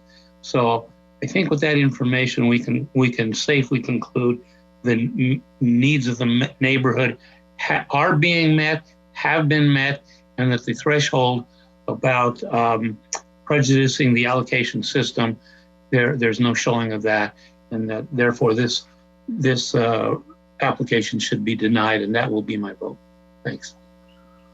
So I have Councilor Gutwein. I don't know if you want to respond to that since you were directly addressed. And I have Councilor Vincent and Harrison, but I have Mr. Bolatovic on, and I'd like to get him in as there might be some questions or he might want to address some of what's been said. Yes, thank you. I'll be very brief. I just want to clarify that the housing costs that I was listed were not actually for single family homes. They were for condos and apartments. The cost of a single family home in the city of Lakewood is significantly higher than $350,000. And you can do a search on Zillow to confirm that that's accurate. Thank you. Okay, thank you. Just keep your hands up, Councilor Vincent Harrison. And I'm sorry and I have Councilor Springsteen with her hand up too. So I'll come back to all three of you. Mr. Bolatovic. Hope I said that right. Forgive me. It's fine. It's Bolatovich, but it's, yeah. Really messed it up. Sorry. No, that's okay. It's you're close. Thank you for letting me have a little bit of time. I know you guys have been at this for quite some time. So I'll be brief and I'll just address some of the things that I know have come up and concerns that you guys have, and a little bit of history. So we started, there's mention of the site plan. We started this process before before 14 went into effect, and so we kind of stopped everything at that point. So that is the reason why there's a site plan. But along with that, we were going through the process, and a lot of the concerns I've heard is about traffic, utilities, a lot of those things. We performed all those studies in that time, and the traffic study did show that the existing infrastructure going from a fitness studio to the project of apartments did not require any changes to the existing infrastructure, as well as utilities. We contacted water departments, sewer, everybody there. They all had will serve letters that we would have the water needed and required for the project. We do pay pretty hefty fees to help keep up all those utilities when we do developments like this. So we do pay for things that if there are any infrastructure needs that are there. I mean, in this project, it'd be the tune of $4 million. So we do take care of that. The other part of that is we are not asking for anything. You know, the comprehensive plan had this as the place to do higher density. We're not doing anything that is outside what the comprehensive plan has asked for, what is zoned for. We are meeting parking requirements, actually above that, just for market. We do meet those requirements as well. But we're not asking for anything that is outside zoning of what is there. We believe, I wasn't in the conversations, but there is a transition. This is a transition from commercial to this property to the apartments kind of behind us and to the west. And so it does do a transition of higher density to lower density from the commercial through there. So that is probably the reason for the height, that there's a height limit that is in our zoning that we'll be under. And in terms of need, there's, I can say a bunch of data. It's what you're going to believe and what you're not going to believe. It's data. But the housing study, that it was updated, we believe in what it said, that there is a need, and we see the need from data of the apartments that are there. We collect a lot of data, and that data is before 2015. Occupancies in apartments were above 95%.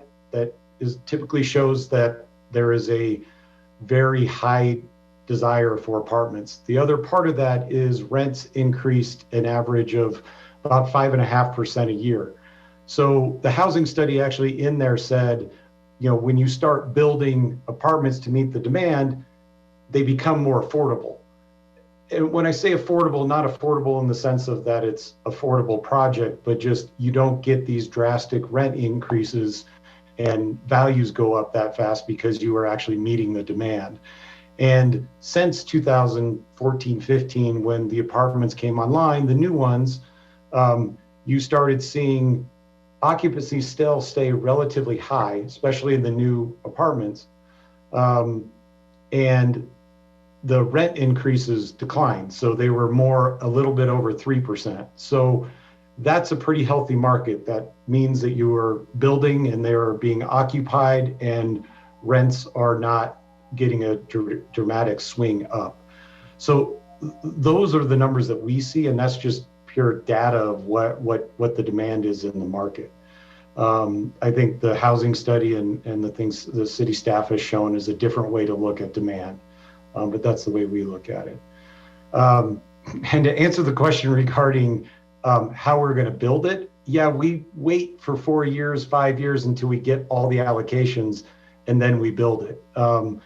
Would I like to build it now? Yes, there is a demand now. But we do see that demand is going to continue moving forward. The COVID-19, all the things you read, people are moving out of the cities. They are getting closer to everything that Lakewood provides with its location. with light rail, with near the mountains, with open space, all those things.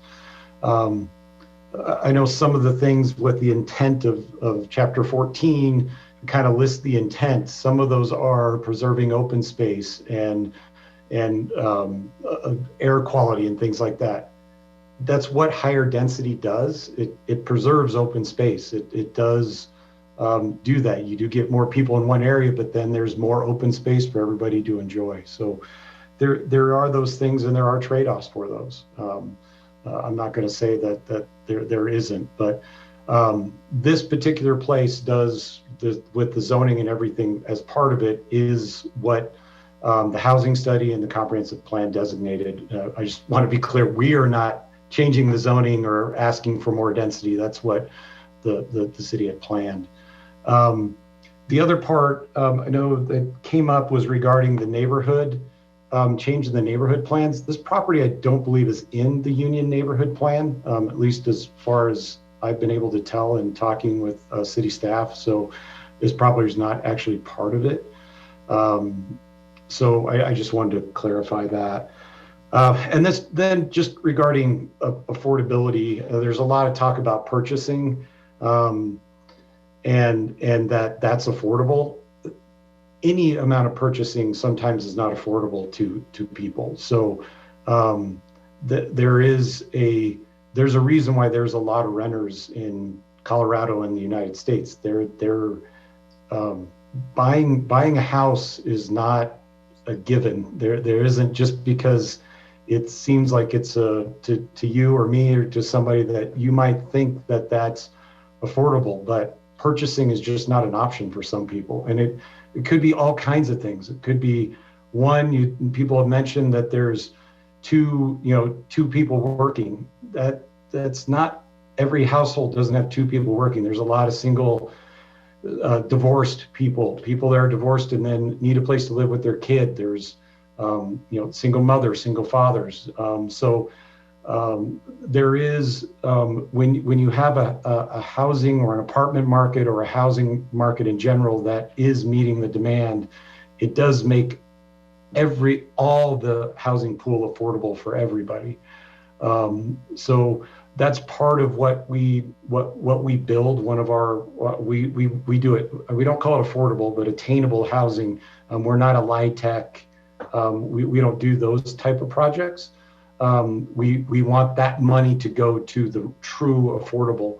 But most of our rents, even in this pro forma, if we built it today, would meet the standards of Chapter 14's affordability in terms of AMI. And we're not doing that because we're getting money from anywhere. It's just, that's what we build. We build it, and part of it is density and those things that make it more affordable. We are at the start of the project. We kind of stopped. So we haven't really gone forward with any of the things that we would typically do in a project in terms of meeting with neighborhood, the neighborhood or anybody. We didn't know where we stood. And so we just kind of stopped and said, where are we and can we even build this project? But that is part of the process is once we know we can move forward, or there is at least a pathway to move forward, we'd be able to have all those kind of neighborhood meetings and all the other things that you typically see. So I appreciate the time. Thank you. Thank you. If you have any questions, please let me know. Okay. All right. So Councilor Springsteen, then Vincent, then Harrison.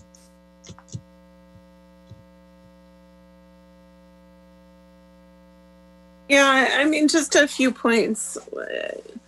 One, it's remarkable the amount of time the developers get in comparison to citizens on these issues. I would say building apartment buildings doesn't help to bring down the prices of houses. And like the developer was saying, a lot of people, this is not about putting the ability to purchase into the hands of people. And we need to think about preserving allocations for a variety of type of housing and not just this type. And my understanding is that there's 5 to 10% vacancy rate in the Union corridor. So to me right there, it does away with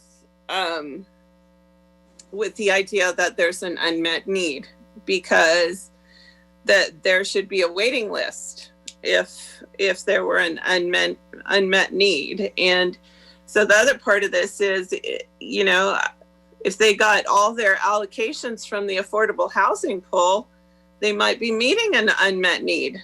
But that's not what's happening here. This is housing for rich people who can rent. And that's really not our unmet need right now in Lakewood. And you know, if you build more single family homes and preserve allocations for that, prices will come down. I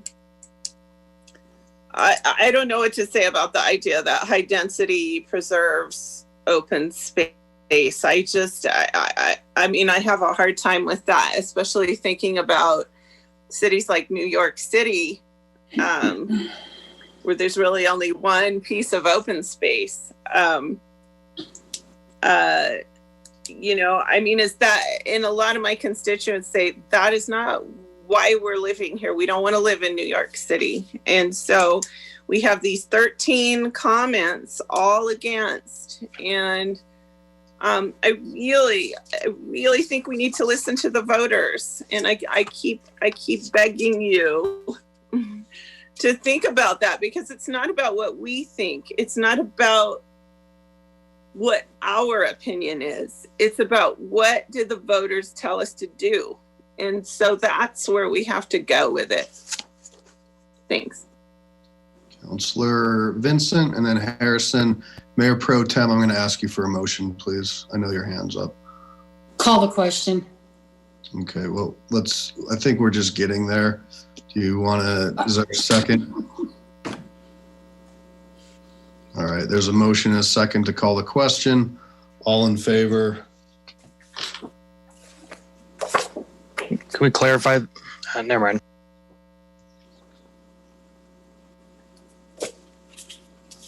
All right, that motion, 1,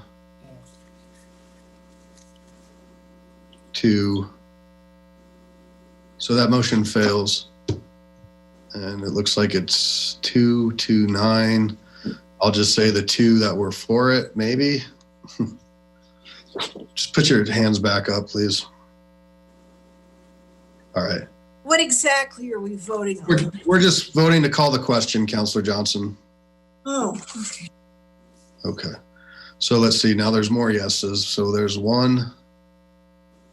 Councillor Abel.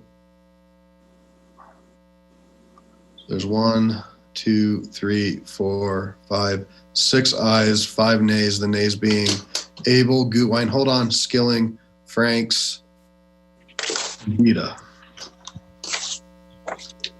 All right.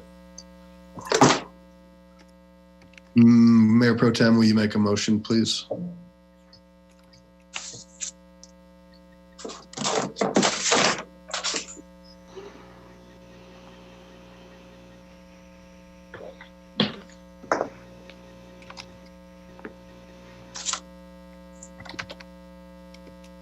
Before I do, can I clarify that which one we are on, so I don't make the same mistake again? I think we're on 2020-23. Yep. Okay. I move the adoption of resolution 2020-23. Second. Yep. So there's a motion and a second. Any more discussion? Mayor Pro Tem, your hand is up. Was that?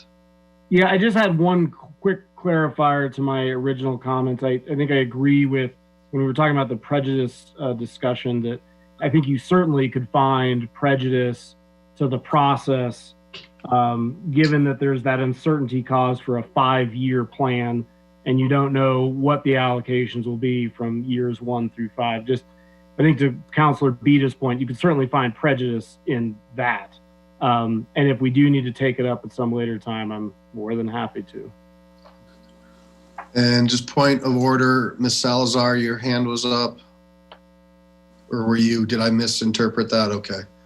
Councilor Abel, your hand, you said you wanted to speak to this motion.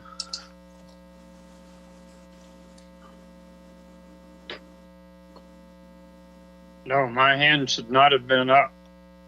Okay. In fact, I have no hand to raise on my dashboard here. I thought you messaged me and said that you wanted to speak. No, I just wanted you to know we called the question before there was a question. Oh, fair. The motion had not been made when we called the question. So just wanted to point that out. Thank you. Okay, so I will just go real fast here. And again, when I started the meeting tonight, clearly said that people are going to fall on different sides of this. And this is brand new territory for this council. This is the first one that's come through us. And I know that for the applicant, I think there's been a lot of frustration just in that you've had to go through this process and we've had to do some different postings and things like that. So I certainly appreciate your patience. And when you are an applicant, you do have that opportunity to present your case before the council. That's why you're here. And that shouldn't vilify you or shouldn't make you be seen in any sort of uncertain light. This is the process.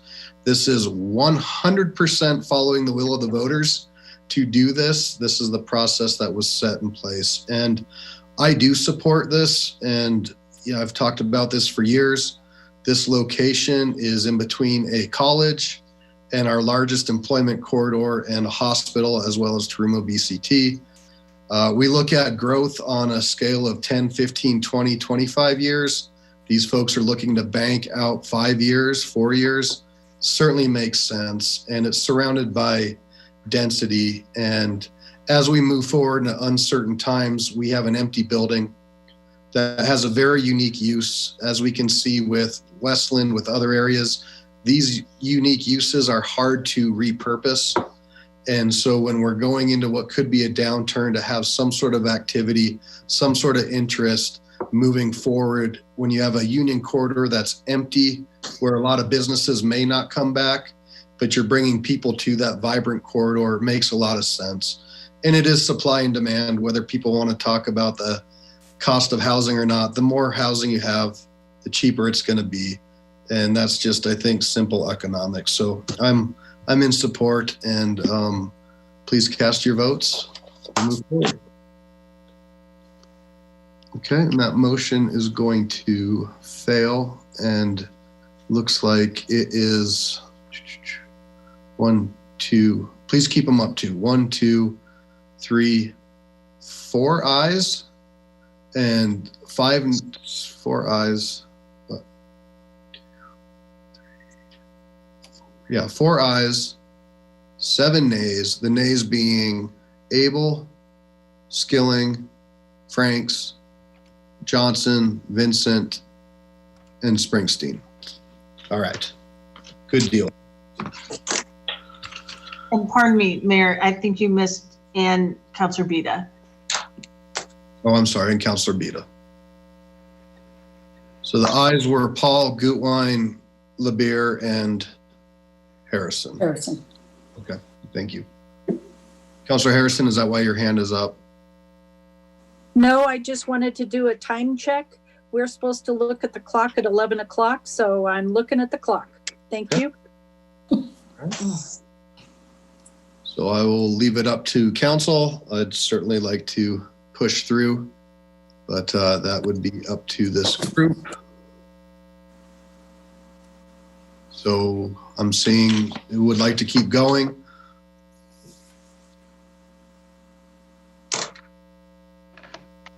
Okay, so we will keep going.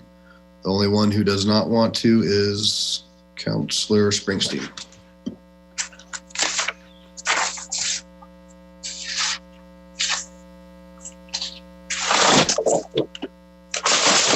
Clerk, please read item, is it 16? No, 15. Item 15, Ordinance O 2020-24, authorizing a supplemental appropriation to the 2020 City of Lakewood annual budget in the amount of $366,486 and authorizing the expenditure of grant funds from the Colorado Department of Public Health and Environment to assist the City of Lakewood in piloting a law enforcement assisted diversion program through the Lakewood Police Department in partnership with Jefferson County Public Health and the Community Connection Center. Thank you. I'll now open the public hearing on this really cool program. And there was a presentation on Lakewood Speaks. We do have Sergeant Alish on, who, if you have anything to add to this, please do so. If not, we will get rocking on public comment and then move into the council portion.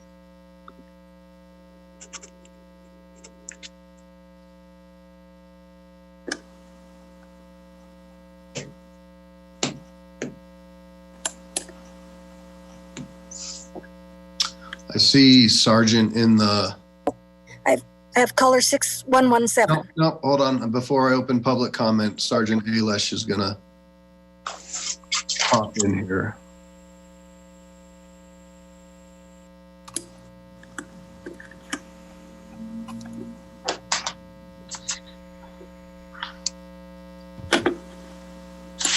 Hi, good evening. Good evening. Yeah, no, so I have nothing to add specifically. I think after public comment, we had some questions come in from City Council on this, so I can address those. But we did that Lakewood Speaks presentation, and I hope you all had a chance to review it, and hopefully the public did as well. And then I'll be here to answer the questions I received, and obviously any more you may have. So thanks for having me. Great. All right, now Ms. Salazar, please. Caller 6117. All right, good evening, caller 6117. We'll get your 3 minutes started when you give us your name and ward or address. All right. Can you hear me okay? Yep, we can hear you. All right. So it's Catherine Costanza again from Ward 1, 437 Wright Street. And I'm calling to comment on this ordinance. I commented a couple weeks ago when it came up.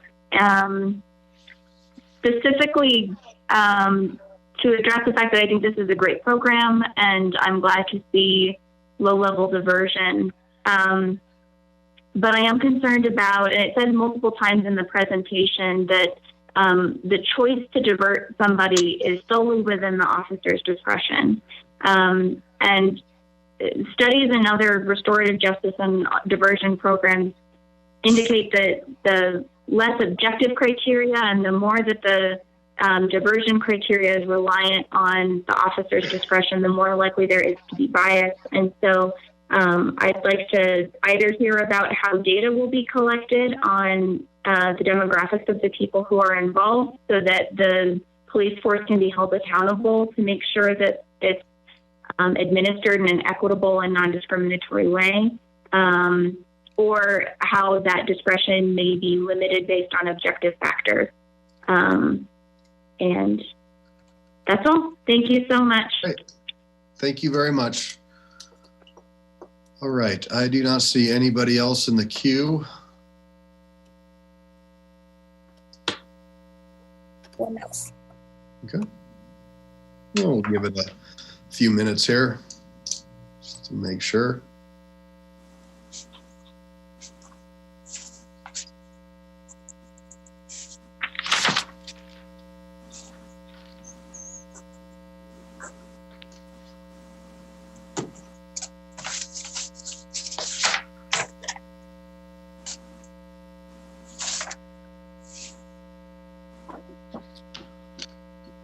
Okay, we will go ahead and close public comment. And Sergeant, do you want to address some of the questions that came in? I don't have any, let me see here. I don't have any council hands up at this moment. Sure, so I think I'll answer the public comment question first. This is brand new, it's a pilot for us. I appreciate you staying on late with us and asking about that.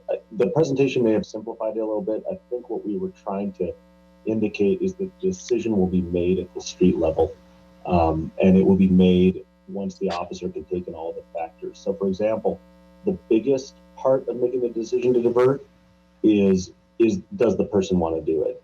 One thing that's beneficial about this program is it is a voluntary program for the offender. If the offender would rather go through the normal process and be cited and go to court like normal, that's their choice. This is something they have to choose. It's something that they have to agree to do. Second, it's dependent on what the victim wants. So the victim needs to agree to do this because we want to make sure that our victim rights are protected. So if the victim wants to see restitution and the other normal processes, we want to make sure we safeguard that. Ultimately, I think to your question, ma'am, what I would really say is we really want to see this succeed. So we're going to try and ensure as many people can be diverted as within our capacity. And we make no intent of having any specific guidelines on who should divert besides the fact of, do they seem like a candidate who is ready and someone that would see great benefit from this? I think that the thing about diversion is it's really identifying those folks who the criminal justice system has not assisted and someone who may be kind of going through the cycle in the system. And those are the folks we want to work with and really help make a difference. So to answer your question, there will be data collected. That's something we're going to do. We're going to track who is offered lead, and then we're going to track who accepts it and who declines it. So that'll help your data tracking question as well.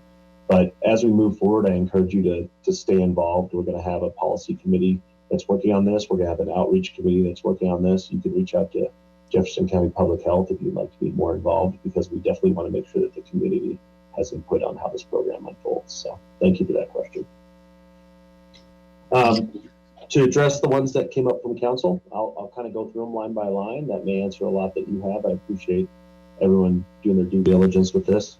First of all, I want to thank you again. I know from where we're starting, this has been a difficult year for everyone, but especially for law enforcement.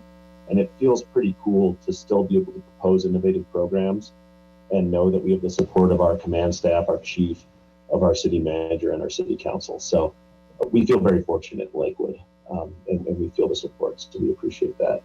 But we also know that times are tight and money is tight. And so that's why when we approached this program, we made an agreement that we will only look at it if it did not greatly affect the bottom line of the city. And that was even prior to COVID. That was just recognizing that we had to be good stewards of our taxpayers' dollars. So the first question was, how long is the grant money intended to last? The grant is awarded on a yearly basis. So the state fiscal calendar runs July 1st to June 30th. We received our first award in the amount we're asking you to approve, and that will be good until June 30th of 2021. The program is an option and is funded for up to 3 one-year renewals. That's dependent on how successful we are and that the funding remains available from the state. That means that if we are awarded all renewals, we would be funded via the grant until June 30th of 2024.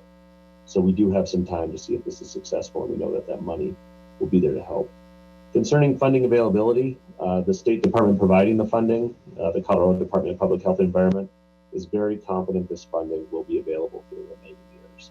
And I think a testament to that is they were having to decide on this funding during the initial budget crisis and crunch when they were having to balance the state budget there in May, June, and July. I don't normally watch state budget hearings, but you actually had a Lakewood police sergeant watching the state budget hearing to see if this is going to pass. And it did, despite other cuts being made, so we feel confident in the funding. Question 2 was, when the grant money runs out, does the city anticipate another grant, or will this program become a line item? This program is a pilot. It truly is. We're viewing it as such. It's the first in the county. At the end of the 4-year program, if the city finds it of great value, we would request a line item to fund it. If there's programs of great value and if they've shown their merit, we would want to do that. But at the same time, we need to recognize that we're in here for the long haul, monetary wise. And one thing I can tell you, presenting now for a few times, we're not afraid to go seek grants and find ways to innovatively support the programs that we have. So even if after 4 years that state grant goes away, we're still going to look for grants from other interested parties who want to support this. One good note is the 4 pilot programs in Colorado currently, they received a 4-year grant from another state division. And even though it was only for 4 years, they received 2-year extensions beyond the original budgeted 4 years. So there's a precedent that extensions beyond the original term may be made available for programs like this. Question 3 was, how many people do you anticipate it will serve? Our current goal is to serve 20 clients in the first year. That's a goal based on the fact that we would only have 2 caseworkers. They're just starting out, and we want to make sure that we don't overgrow the program to where we're not successful. Once the program's established with a staffing label of 2 caseworkers, we could serve a maximum of 45 clients at once, but ideally we would be serving about 30. One thing we don't want to do is the traditional criminal justice system has a very high caseload per parole officer, probation officer, counselor. One successful part about this program is you really decrease that. You try and make it where these people could truly have an impactful relationship in a very time-sensitive way where they have the time they need to put in. One thing to keep in mind is just because we're only serving 20 or 30 clients at a time, that doesn't mean we're only going to serve 20 for the 4 years. As people graduate out of the program, we'll take on new clients. Another question is, how many employees will it take to implement this? Utilizing the grant funding, we would hire 2 civilian case managers as police department employees to do the majority of the program's work. The total compensation for both employees at the current compensation rates is covered by the grant. So we made sure to ensure that all associated fringe benefits and other costs and equipment costs were included in the grant. They will be supervised by myself, lucky them, and we will have that whole team of CAT agents to support them as they work through it. So we're going to use our CAT team as kind of a force multiplier with them. They will also benefit from homeless navigators and our JCMH co-responders. So really, when you think about it, it's a cool opportunity. We'll have 9 CAT officers, and then we'll have 6 civilian specialized social workers with technical expertise who are dedicated to the social problems that face our community. What are their qualifications was the 5th question. Are they already an LPD? And are they part of the CAT team? Like I said, they're not there yet. We will hire 2 new people. Both are required to have a college degree in a social service field of some type. We're going to have 2 positions. So one is a lead case manager 1, and that's like the base case manager. And the other one is a lead case manager 2. It's paid slightly more, but their job is to coach and mentor the first case manager. They'll have a lighter caseload, but they'll also manage grant data and help me run the program day to day, since I have so many other responsibilities. So for that lead 2 position, a master's degree was listed as preferred but not required. We want someone with a minimum of 3 to 5 years of case management experience for that higher level position, and a minimum of coaching or mentoring experience of 2 years. The lower level position, we want someone with a minimum of 1 to 2 years of case management experience. Number 6, the question was, do other jurisdictions have this program, and what is their success? So 39 jurisdictions across the United States, all the way from Bangor, Maine to LA, have existing programs. 5 additional programs are launching, and we are one of 18 jurisdictions in the planning phase. One of the existing jurisdictions saw participants who were in LEAD. So when I say law enforcement assisted diversion or LEAD, consider those the same. They saw their participants were 58% less likely to be arrested after enrollment in the program compared to those who went through the normal criminal justice program. So again, you can think of the compounding effects of that. If we're able to reduce that, that helps what we already know is a strapped jail system based on budget and COVID restrictions, what is already a strapped criminal justice system. Colorado has 4 current operational programs: Denver, Alamosa, Pueblo County, and Longmont. Our program is most similar to Longmont's. We're fortunate that we would have our case managers inside the PD. When we met with a National Advisement Bureau, they said, you're fortunate if you can have them in the PD, because a lot of police departments and their communities don't have that trust, that mutual trust. But they feel like we could pull that off. For Longmont, they recently celebrated their 200th successful client graduation. CU Boulder, there was a study done on the Longmont program. Since the inception of Longmont's program, clients have shown a 59% drop in police contacts. So that means just coming into contact with police. Clients' arrests were down 50%. Again, mirroring that other study, they were arrested 50% less once they were in the program. And those clients are using other services less. Notably, 25% drop in mental health holds and hospitalizations. So when you start to talking about bringing wraparound services to these folks who are high needs utilizers, Once we can start to do that, we can understand why maybe the traditional criminal justice system hasn't worked for them. And by really creating that link with them, maybe we can get them the success they needed for a long time. So those were the questions I had. Hopefully I've addressed them. I open up anything else you might have, and we'll go from there. So. Thank you, Sergeant. Always very thorough. I don't see any hands up. Okay, so very well done. I guess I will ask for a motion.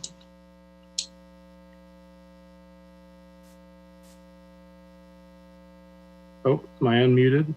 There you go. Okay. I move for the adoption of ordinance O-2020-24 on second and final reading. I second. Motion and a second. Any more discussion or comments? I'll just make a quick one. I know it's late. Just want to thank you so much for all the work that you and the department are doing. Always looking for ways to be leaders and to just better serve our community. So hats off to you and again, all the men and women of the Lakewood Police Department. I am thrilled to support this. Councilor Gutwein. Thank you. I just also wanted to say a huge thank you. I think programs like this are why our department has such a great reputation in the Lakewood community, but across the state. I always hear phenomenal things about our department, and I just feel like this could have a really great impact. And thank you for always, pushing the limits and innovating and helping people get the services that they need. I'm really proud to support this and proud of our community. So thank you. Councilor Springsteen. Yes, I think this is a great alternative to hitting people with ketamine every other day. So I support it. Thank you.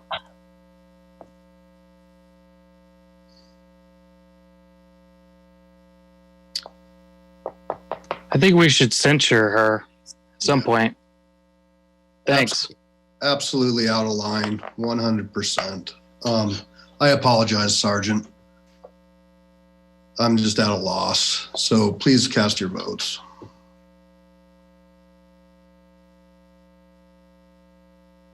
That passes 11 ayes and 0 nays. Thank you very much to you all. We really appreciate it.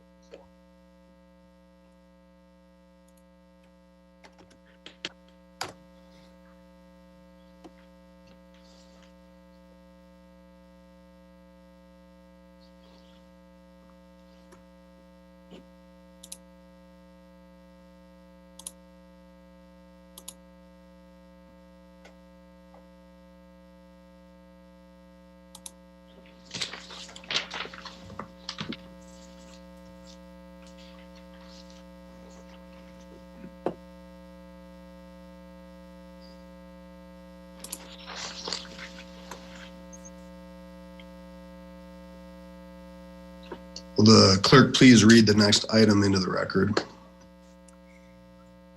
Item 16, Ordinance O 2020-25, authorizing an addendum to development agreement for Solterra Center Official Development Plan. Okay, I'll now open the public hearing on this item. Mayor Pro Tem, do you want to take the floor and kind of give an overview of this? Or we can go to public comment. I don't have anybody in the queue for public comment on this. Well, maybe I can just set it up to refresh council of where we were. And then if there's public comment, they could come in behind. Maybe it'll give a little bit of time if anyone has a comment. Okay. So council will recall that this came before us as a first iteration was as a resolution. Then this council decided, rightfully so, that it should come back as an ordinance with all of the trappings of an ordinance. And I mean that in a good way. The original developer agreement was an ordinance. Ordinance have referendum value to them if the community is upset with what we do. An ordinance is a much better way. There's first and second reading. And just if I back up just a bit, I mentioned a developer agreement for the benefit of the public. This did start as a 2009 developer agreement between the city and the landowner here in Green Mountain. The original ODP from that time period contemplated multifamily, attached single family, commercial applications. And as we know, especially here in Ward 4, there's been a lot of development in the single family and the townhouse market, namely with Solterra. And this is adjacent to that property.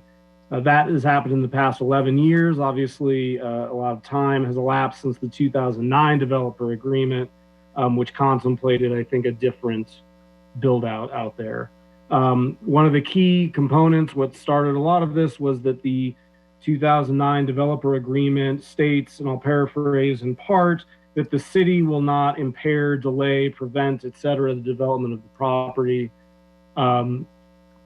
That would also include, if an ordinance comes from a citizen initiative or from the city, it doesn't matter, an ordinance is an ordinance.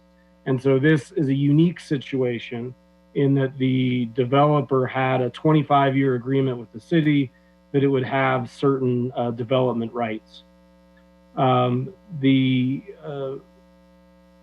start of the year, when this council, as you all will recall, we were debating resolving certain ambiguities in the SGI, and one of the topics was this vested rights topic. And the vested rights, there aren't, in my knowledge, and of course, Mr. Parker's staff can correct me if I'm wrong, but I think when I've inquired about that, there are very few of these developer agreements that are left. So it's somewhat of a unique situation that there is this 25-year agreement that prohibits us from impairing or delaying the ability for this particular landowner to pull building permits. One of the recommendations was that the number of building permits that are pulled on that property would be completely exempt from the SGI. That was one of the recommendations from the turn of the year, I believe.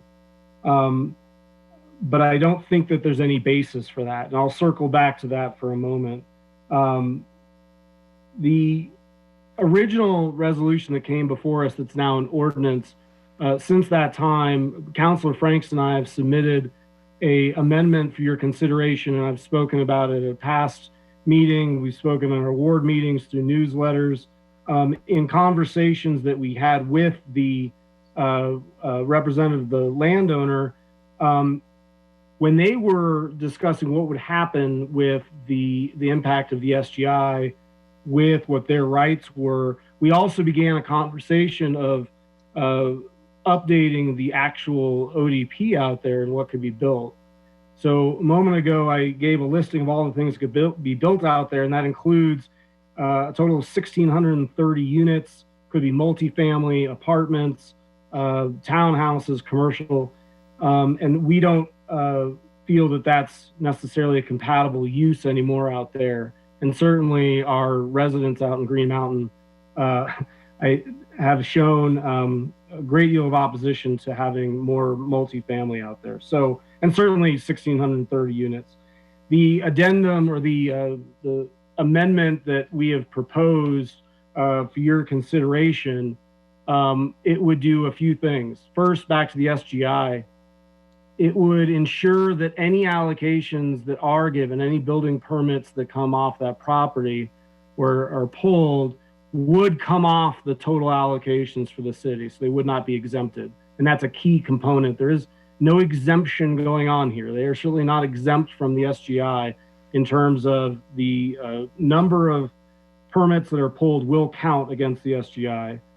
Secondly, we've proposed, and all of these proposals the landowner has agreed to, the unit number would go from 1,630 down to 950. So you'd only be able to, it's, what is that, roughly a 40% reduction in actual units. There would be no storage units allowed to be built on the property. And there would be a prohibition on building any multifamily. So there would be no apartments able to be built on this piece of property on Green Mountain. In exchange for that, the developer would be able to expand on what they can build single family. So right now they can build single family attached products, which would be like a townhouse or a duplex. Now they would be given the ability to build a single family home, so a detached single family. That is what they are getting from that. The one final, I know I've been extremely long-winded, but I wanted to set all that up because it's got somewhat of a history of, we've had some discussion on this, but it hasn't really been fleshed out too much to council. One, I would like to highlight a process issue. It has been raised, and I think it's a very valid point, that what we're doing is providing or proposing an addendum to a contract between the city and the landowner. That's a developer agreement, and this is the addendum. Our planning commission is to review land use issues, and this would certainly qualify as that because we are making some or proposing some amendments to what the ODP would allow and not allow. Namely, wouldn't allow any more apartments or multifamily, and now it would allow an expansion of the single family product. So with that said, I think the proposal should be that tonight we vote on this ordinance to approve the contractual side of it. It should go to Planning Commission for them to take up as an agenda item to put in their input to us. And then it would come back to us as another ordinance on the cleanup side, meaning to actually change the ODP administratively. So I think that would satisfy, it would get it to Planning Commission so that they can look at it. Wouldn't be a full-blown rezoning, but it would at least have that extra step in process that is important. And with that, I will conclude. Great. And that was our amendment. Thank you, Mayor Pro Tem and Councilor Franks. You worked really hard on this. We do have a council member who'd like to speak, and there might be more. I am going to go to public comment because I do see that Mr. Conley is here, and I will open that up. Mr. Conley is also a representative, but we'll bring you in. Try to keep you to 3 minutes on this. You're kind of a dual role, though, because you are with the applicant. So if you hang around for some questions, that'd be helpful, too. Good evening, Mr. Mayor and members of council. I am Brian Connolly with the law firm of Otten, Johnson, Robinson, Neff, and Raganetti. We do represent CDN Red Rocks Limited Partnership, which is the owner of the property. I had actually prepared a presentation, but Mayor Pro Tem Skilling has done an excellent job of summarizing the addendum that we've put before you this evening. And so I will refrain from making that presentation unless anyone would like to see it. I will just offer that, we had at the end of last year, following the approval of the SGI, had advocated for fully exempting this property from the SGI. It was made clear to us that was not something that the council was willing to entertain. We had staff requested that we bring this addendum forward, which would subject this property to the SGI, albeit create sort of a process that would fit within the rights that are provided under the development agreement. And then in working with staff and the city attorney's office and with the Ward 4 councilors, we came up with what we think is truly a great compromise solution that both honors the vested rights as well as provides a process by which we can abide by the SGI. And also, we do appreciate the back and forth conversation about the proposed amendments to the ODP, and we certainly support those going forward as well. So we appreciate your consideration and thank you for, and I know it's been a long process of trying to make the SGI and vested rights work together, and we appreciate your creativity as we've worked through this. So thank you. Great, thank you. All right, we'll go into council questions. Councilor Abel, questions or comments? I'd like to commend Mayor Pro Tem Skilling and Councilwoman Franks for hard work and a lot of diligence, and for carving something out of this agreement that is more acceptable to the community and more beneficial to the community. I do want to say, though, that vested rights is a concept that removes from future councils the power of making decisions on an individual basis. I think I would have voted for this anyway had it come to us without those vested rights, because it is a superior plan to what was originally in that ODP. But it is surprising that some elected official way back when or a number of them decided that they could see far enough into the future to know what was going to be in vogue or be in demand or be the community's hopes and wishes for this site. So hopefully we will never be asked to entertain something like that. I would definitely oppose it. But again, this is a great job from everybody all around. And I don't want to skip over the developer as well. They've come to the table and offered something very palatable. So thank you. Councilor Gutwein. Thank you. I just also wanted to thank Councilor Skilling and Councilor Franks for the hard work. It's appreciated, and yeah, just thank you for getting something good done for the community. All right, Mayor Pro Tem, could I get a motion, please? Can't promise it'll be the right one, but I'm going to try. Let's see. I move for the adoption of ordinance O-2020-25 on second and final reading. Second. All right, motion and second. Any more discussion? Please cast your votes.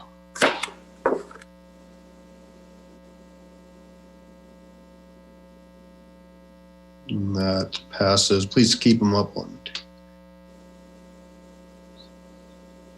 Passes 8-3. The nays being Beta, Johnson, and Springsteen.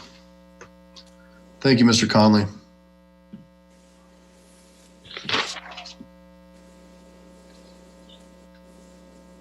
Okay, looks like we're on item 17, general business.